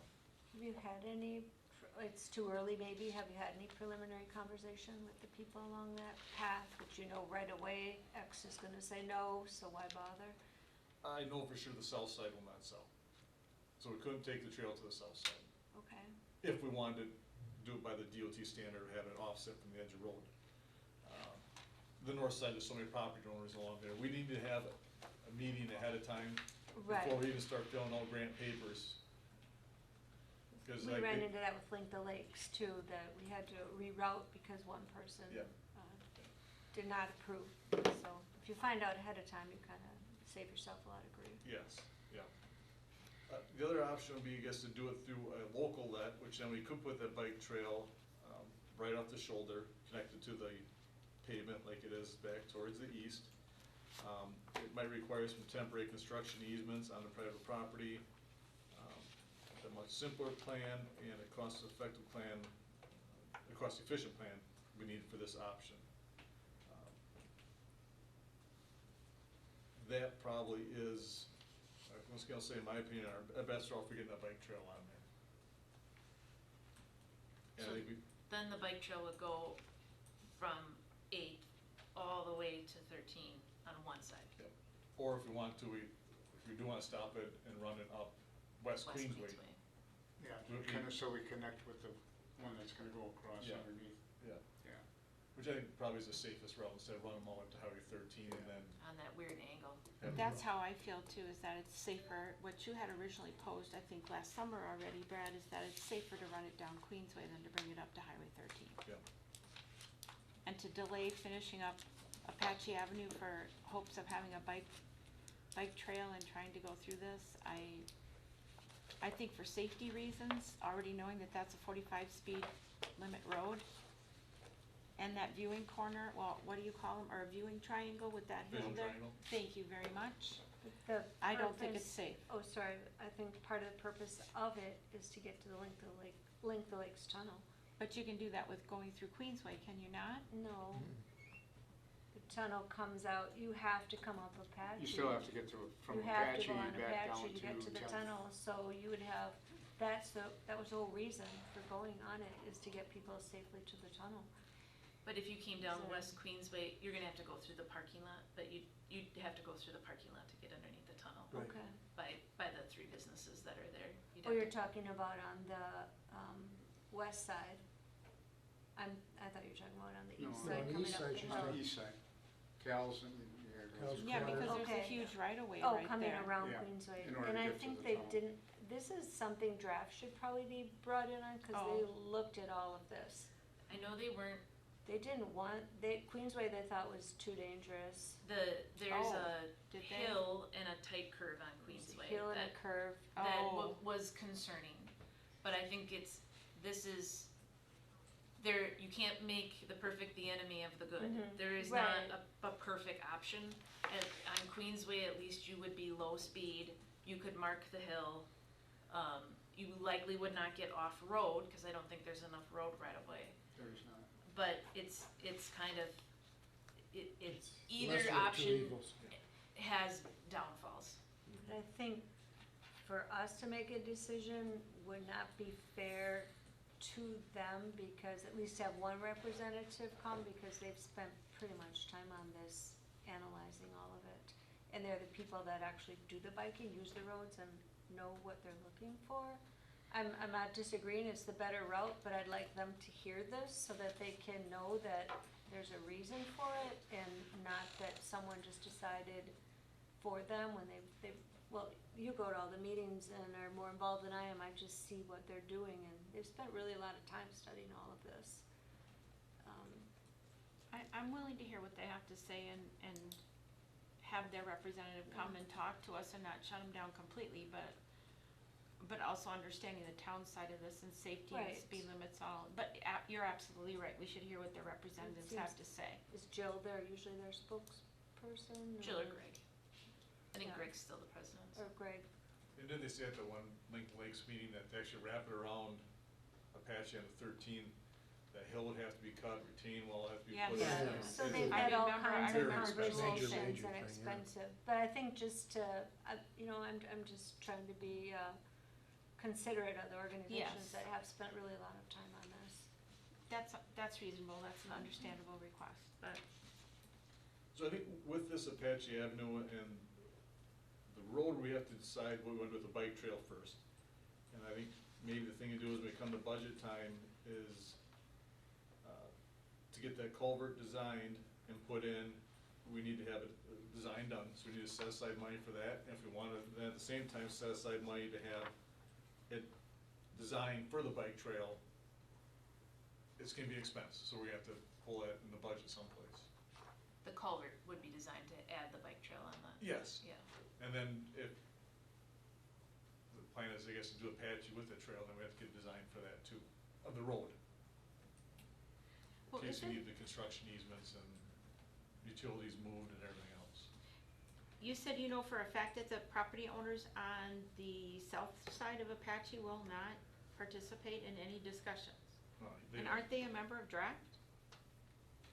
No, Oh, I think you have to go further to the east yeah, instead of west. oh, East of West Queensway. oh, okay, thank you. Got it, thank you. that would've been ideal, that would've been perfect if they wanna sell a little bit to run along that side of it. Cause that would be just like up at Schmeekly Reserve, going on a wood, that'd be awesome. It's not like they're sitting on a super valuable piece of land. It's all, It's their decision. Too bad that wasn't where the, wetlands over there, isn't it? not all of Not a it. little bit in areas, but No. Most of it. Too bad it wasn't the part we just got from the It's a county section, but forester only- either. Yeah.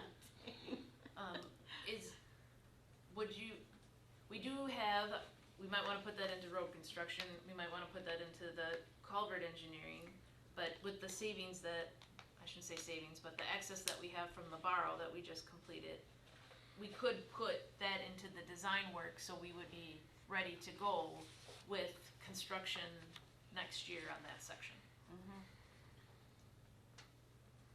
It might be tight for next year. We could probably get the culvert in, but if the road might be a little bit tight, if there's any sort of utilities that have to be moved, or, problems with any right of way has to be bought, we need to have a public information meeting before we can even, get too far into this. Well, how about we have the representatives from, if we have another special meeting, but we'll make it, of course, much briefer, we could do it before a board meeting or something specifically, or we have it on an agenda, a shorter agenda meeting, first of the month. And have a representative come from draft, and we have that conversation and get together whatever we need to. And maybe they won't want to, maybe they're fine with it, but just so they have opportunity. Remind me, Brad, is the culvert before West Queensway or after West Queensway? Well, it depends on which direction. It's east of West Queensway. East of West Queensway. Yeah. So it would be, need to be widened in order to get the bike trail, Either way, yes. okay, We need to lengthen, I'm sorry, not widen, lengthen. yeah, cause we need to have that, okay. And that picture you provided as far as the culvert goes isn't exactly what you had in mind, right? Cause there's other culvert information that we had gotten that maybe wasn't necessarily shared here, I think, or Provide, that probably came from, that Brett, or who? from the DNR. Yeah. You mean this picture? Yeah, Yeah, that's just a general, just a general one, okay, yeah. cause I, design sheet to use. alright, thank you. So if we would have the conversation with draft, we probably would invite Lisa to that too regarding Link to Lakes, but, and if they were comfortable with widening out that road for the bike lane on the one side, including that culvert, how would the board feel about proceeding with the engineering though this year? And getting that done so we would be ready to construct as, I'm a little confused about the engineering. Is it just because of the culvert that we have to have the engineering For study the done? culvert or the road? Well, what requires the engineering? Why can't we just do, reconstruction like we're doing east of there? Because we're adding that bike trail, we have utilities along there, and if the utilities might have to get moved so they aren't underneath, and also because widening it, the right of way might get tight, if there's, say there's a hill off the side, you have to cut into that hill, which then you might have to cut into private property. Which then you might need some easements or even purchase right of way. Well, then I think we're putting the cart before the horse if we get into engineering right away. Don't we wanna have the conversation first and see how well they have their heart, I mean, how much they have their hearts set on that? Because if we help them understand that maybe it is, Draft is not in favor of adding the bike trail there. They wanted to do it on the south side all the way to 8th Avenue. the ideal location would be off-road. Yeah. So they had not considered the extension of the bike trail in their plan. The hope was that it would be totally off-road. But if totally off-road is not achievable, we would Then still need access. Right. And totally off-road is where you have to get right away, or easement, or purchase. You have to purchase right Or away. all three have. Yes. Probably. Okay, I'm sorry, but we're gonna have to go. alright, well, I thought 2.5 hours would be plenty of time for this. Scheduled another thing. This is not mine. You can take it though if you want. No, it makes noises I wouldn't understand. I just pictured that conversation at home. Whose phone is this? What's that noise? so I don't know about spending the additional funding on the engineering until we really have well, I don't know. Well, I think you're right. We have the conversation first with the bike people, and if they're absolutely positively not interested in having an on-road bike trail, well, that's solves our problem. Then we just have to get the engineering for the culvert replacement, and we can do the pulverization and overlay. Yeah. But I thought with the what is it, a GP2, that you didn't need any engineering for that. No, you get a general permit, but he wants engineering because he wants a stream bed profile done on that to make sure it's set the proper elevation, which I completely agree with because Okay. there were some problems in the past. Oh, with it getting stuffed up and the sediment washing through and We wanna stuffed up is a cover- bad If we're gonna terminology, replace it, sorry. We want an engineer. Yeah, okay, and It's in sure. the best interest of the town to have it. Because you're plopping a culvert in, it's probably gonna be there for 30 years. And they did say something about getting a bigger one. We want a bigger one. Yes, upsize one. Yes. All right, so, all right. Bill, you'll like this, there's 3 utility lines out there, one underneath the culvert, one over the top of the culvert, and one through the culvert. Through the culvert? So, of all 3 possible worst places to have it, It's, Right by the we've culvert. got all 3 we of them. got all 3 of them. Who puts one through a culvert? I mean, even, wouldn't your basic human Easy. being know that Has you the shouldn't do least that resistance. either? It's a nice big open hole in the ground. I mean, I think it is the non-engineer. Big open hole, run the top, right through the hole. For the sign, yeah, It goes through, yeah, the directionally bored, right? it goes horizontal to. Oh my, so then when it got stuffed, that's bad terminology too, it got stuffed up. I mean, when it got plugged, I mean, what happened to the? They don't know, cause the machine just kind of, So when they tried to bore it out or whatever, What utility you oh got my run through the lord. culvert? Anyway, so Okay, next all right. steps, all right. So, yeah. Sorry meeting it with took too drafts long is for first them, step. but, And then getting it, if they don't want the path that way, then it actually makes life simpler if they don't It wanna does. go that way. well, I'm really sorry, but it is a high-speed road. The visibility is bad. People who make the right turn, we've learned, is, But they don't want it, there's if they potential don't for want it there, that's accidents. fine. And then we learned that you had to take off half the corner. So if people, it's a longer discussion that we aren't here for today, so, Yeah. all right. Hmm? Nothing. I don't know, but she's right, we should give them the respect and have it just the same. All right, so, number 12, we talked about updating the PACER ratings, we talked about revising our road improvement plan, so do we wanna bring that back for another time? We can do that maybe at a board meeting then, based on the roads that we looked at today. We know 14th Avenue in front of the church is pretty bad, so, I guess the question is, I've had those items on there for 2024, but that's also that very aggressive plan of 10.5 miles. I guess, does the board just tell me what they want taken off, or Well, what, could you do this? Could you price it all out? I mean, rough price it out? each one? Put a price on each of them? Sure. And then sort of like an à la carte menu, we can pick from the à la carte menu based upon your recommendations of, okay, here's the 3 worst ones. And then here's everything else, and you got this much money left over. yeah, I'd really like you know, to look, Because it's hard for me to look at those, yeah, I'd like to do 10 miles of road next year. We know that's not happening.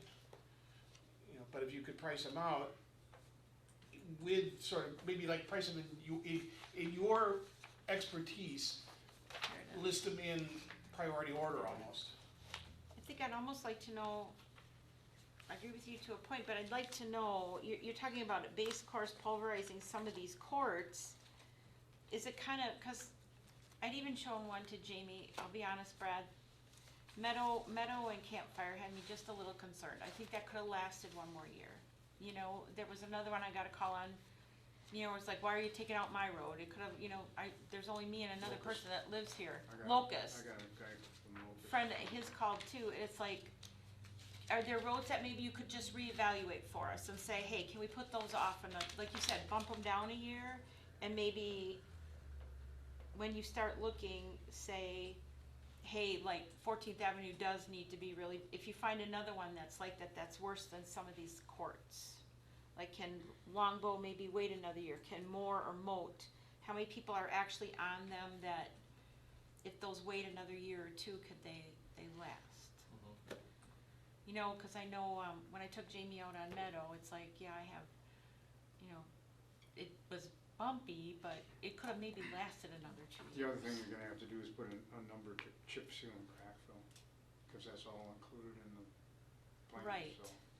Give us real numbers that, you know, that we can maybe get to our ideal ideal point, even though we may not be able to get caught up. Like, next year, we got really no plans for chip sealing, and the crack filling just be the Akron from 13 to the east, which actually might even get done this year yet. Okay. Um, You can still do that before, Yeah. Chip sealing is roughly about $30,000 a mile. So then you gotta start looking at, you're taking away from the money that could be used on paving. And you have Yeah, more but roads, you're- you have more roads that are probably need of pavement, than you have roads that are need of like chip seal. Chip seal. But if you're ever gonna get ahead of the game, you gotta try and get some kind of a schedule running. And that's where I think like it's a, With everything that you've started paving, that's how you start to get into it. yep. I'm finally I back here. agree, I agree with you, don't go backwards and try and fix history, cause you're not gonna be able to. right? Start with what we've repaved in the last 2 to 3 years, and get that on the right chip seal cycle. Yeah. And then get some kind of a repaving cycle going. Okay. So if your first year was 2019 with roads that were paved, that would be 2025, 26, that those would be up for chip sealing at that point in time. If we try Yes. and stay on that cycle he's Yeah. suggesting, Right. yes. And then fill in, okay. Yeah. They take like Akron, you know, to this side, if we Yeah. would do a wedge overlay, next year on the rest of it, I'd probably hold off on that chip seal for maybe like 2 years and do the whole And do the whole stretch, thing. instead of just doing what we did. Yeah, Makes sense. I agree. Because in a large machine, you can just run for 4 miles down the Yeah. road. Well, you get an economy of scales and you get Yeah. a better price Yeah. if you don't run them all over the place. Okay, cool. I always like to tell people too, people kinda get geeked out on roads once in a while. But, roads can all be good.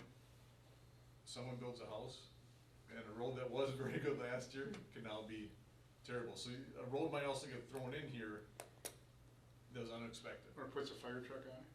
There's all kinds of options, yes. Don't, We have a problem, by the way, have you done a punch list already for American Asphalt on this year's paving? No. I've got a jump drive, I'll show you a picture. We got ponding right at the intersection of Lincoln and Chester. Okay. And if you let that water sit there, you know what's gonna happen. So they gotta come in there and fix it.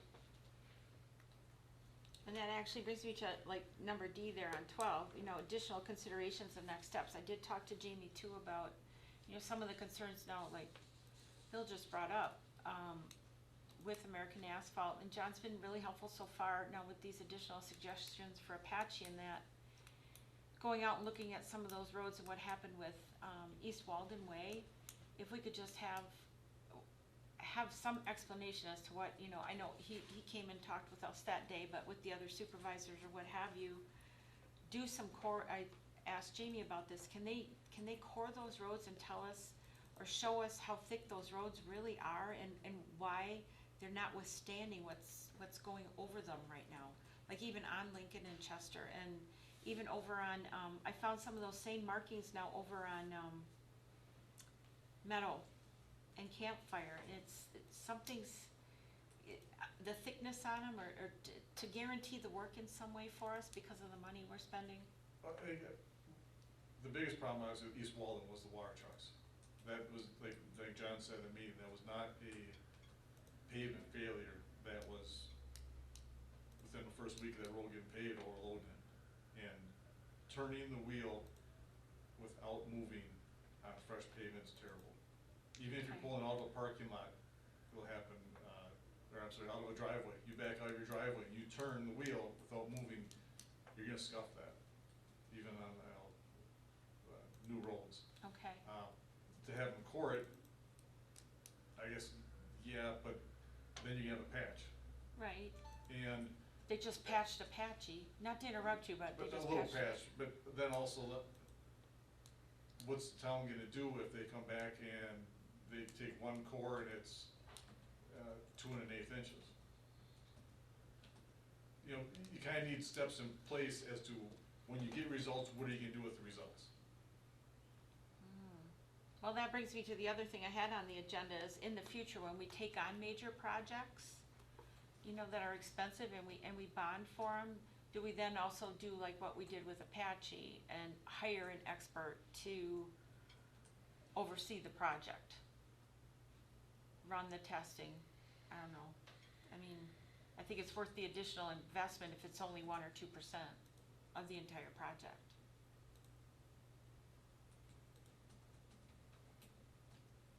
If we're spending, what do we have to pay for inspection on Apache? What do we have to pay? $1,700. And we're spending $1 million? That's a no-brainer in my book. Get an outside independent guy out here to inspect and hold the contractor's feet to the fire. That way Brad doesn't have to worry about it. And we have somebody independently with an engineering background that, you know, makes sure He that we're doesn't getting have our that product. guy. We'll have to just include that in the spec then, when we bid it out, cause like Right right now. No, we do it separately. We don't put it in the No, I'm spec. saying, That we're gonna have a inspection? yeah, and that, let's just say you don't meet density, there'll be, 10% deduct, or, Consequence. Okay, there's gotta be consequences. compensation if the, well, Cause as those state projects are, if you don't meet density, there's a deduct. We can go out there and run all the tests we want, and if they come back failing, if we don't have in the contract that there's gonna be a penalty, we won't get anything. you won't get anything. Which is fine, you know, I agree, we should probably do that. When we're doing $1 million project, we have to do that. We can't not do that.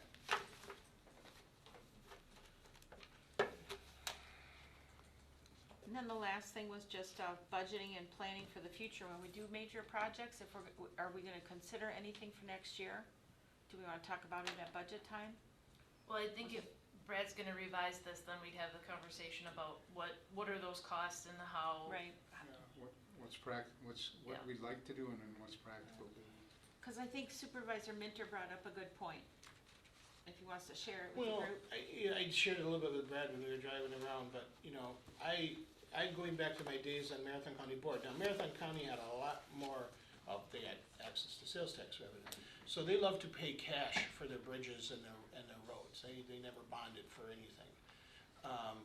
But I think it's like any major repair at our houses. I'd like to see us look into the possibility of, can we take a portion of our road maintenance budget and leverage borrowing? You know, like for example, we just borrowed $1.2 million to pave Apache. That's, what's our annual debt payment on that, 1.2? Is it 200,000? Yes, it's, Mhm, but about it's, that. we have it, so it's less and then gets more and then it's less. Okay, but if it averages, say, $200,000 over 10 years, which is granted approximately half of what our normal road budget is for road maintenance. So we couldn't do that too often, but if we did it one time, took $200,000 and could borrow 1.2 million, now that 1.2 million will get us 6 miles of road that we could pave.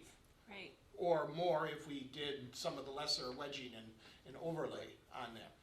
Might be worthwhile to look at, or alternately, in a couple of years, not just to like think, but we have to think forward, we're gonna have a significant amount of money come onto the tax levy in a couple of years. That would be the opportunity there to say, okay, now we have this big chunk of money coming in that hadn't been there previously.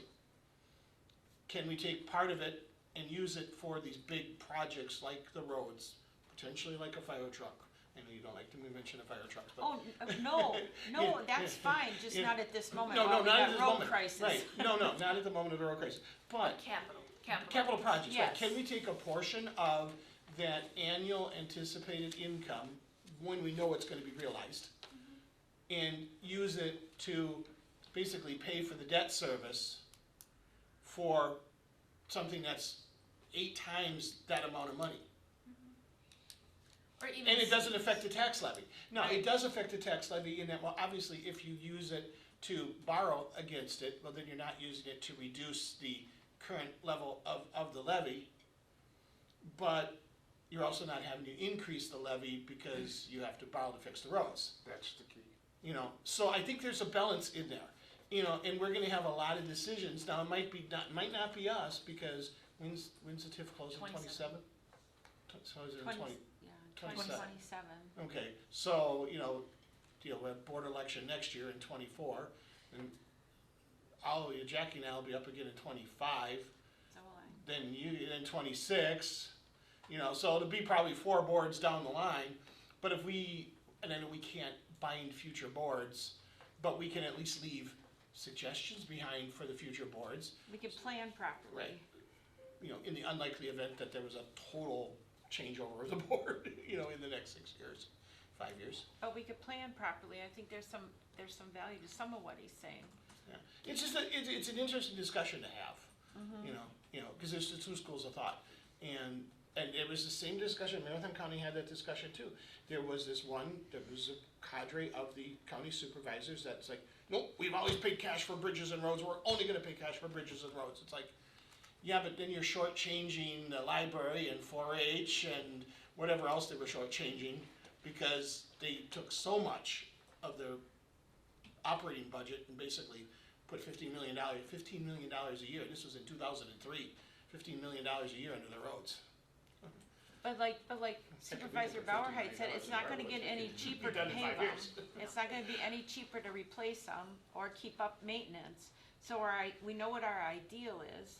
We know Brad said that we're not gonna ever get caught up, but if we can at least get to a place where there's some balance and maintain what we're investing in right now and get to some place where we can get on a regular maintenance schedule, that would be worth the investment to me, and I hope others. So that makes some sense to me. And then there was something that Jackie had brought up just really briefly, and I started researching it, is the Premier Resort Tax. You know, and that's added to a sales tax. It can be as much or as little, it can be as much as 1.25% that's on retail goods, so people passing through that are visitors, or as little as 0.25%, and it can only go towards infrastructure. And it can be very temporary, and Lake Delton has had it only for, well, actually, they've had it the longest, I think, since the early 1970s or 80s. And Minocqua's just passed theirs, and the town of Ephraim has passed theirs just a couple of years ago. And Rhinelander. And Rhinelander. So, I mean, that's something that we could use towards roads. What's it called? It's called a Premier Resort Tax. But you have to show that you have 40% of your assessed or equalized value is from tourism, which I think we should be pretty close to that. So, anyway, that's just another thought of where we could, you know, because we certainly don't want to keep putting it on our taxpayers. We want to find other sources until 2027, because what would be really nice is we could get to a place and give people some tax relief by then, because I think they would like that. So, anyway, Being perfectly honest on that statement, they may have to take a choice between taking tax relief or maintaining roads and other Right. services. right, You know? but some people have mentioned it, but it's not always a realistic thing, you know? People have lost heads over that. So, anyway. So, anything else? Anybody have any questions? I want to say thanks to staff for Yes. giving us the Yeah, there's a information. lot of work. So, Thank you very, very much, I both know of you. Some of it probably wasn't easy to get at. I will say to that 25-year summary, Yeah, keep in mind, it's only as good as the information I could find. yeah. So, It was helpful. It's very, It's a ballpark, good idea, a good start. but I think it's helpful. Do you think it'll be useful to you to maintain something like that? It'll be, not once it's set up now, after doing I think- 25 years, now it'll be much easier to maintain every year. Yeah, I think we go forward, Mm-hmm. we don't try to go backwards. Right, exactly. We're moving forward from this point. So thank you to all of you. Thank you for taking minutes today. Welcome. So, thank you everybody for participating. I appreciate it. So, all right. Would you like to call adjournment? Yes, meeting adjourned. 3:45 PM.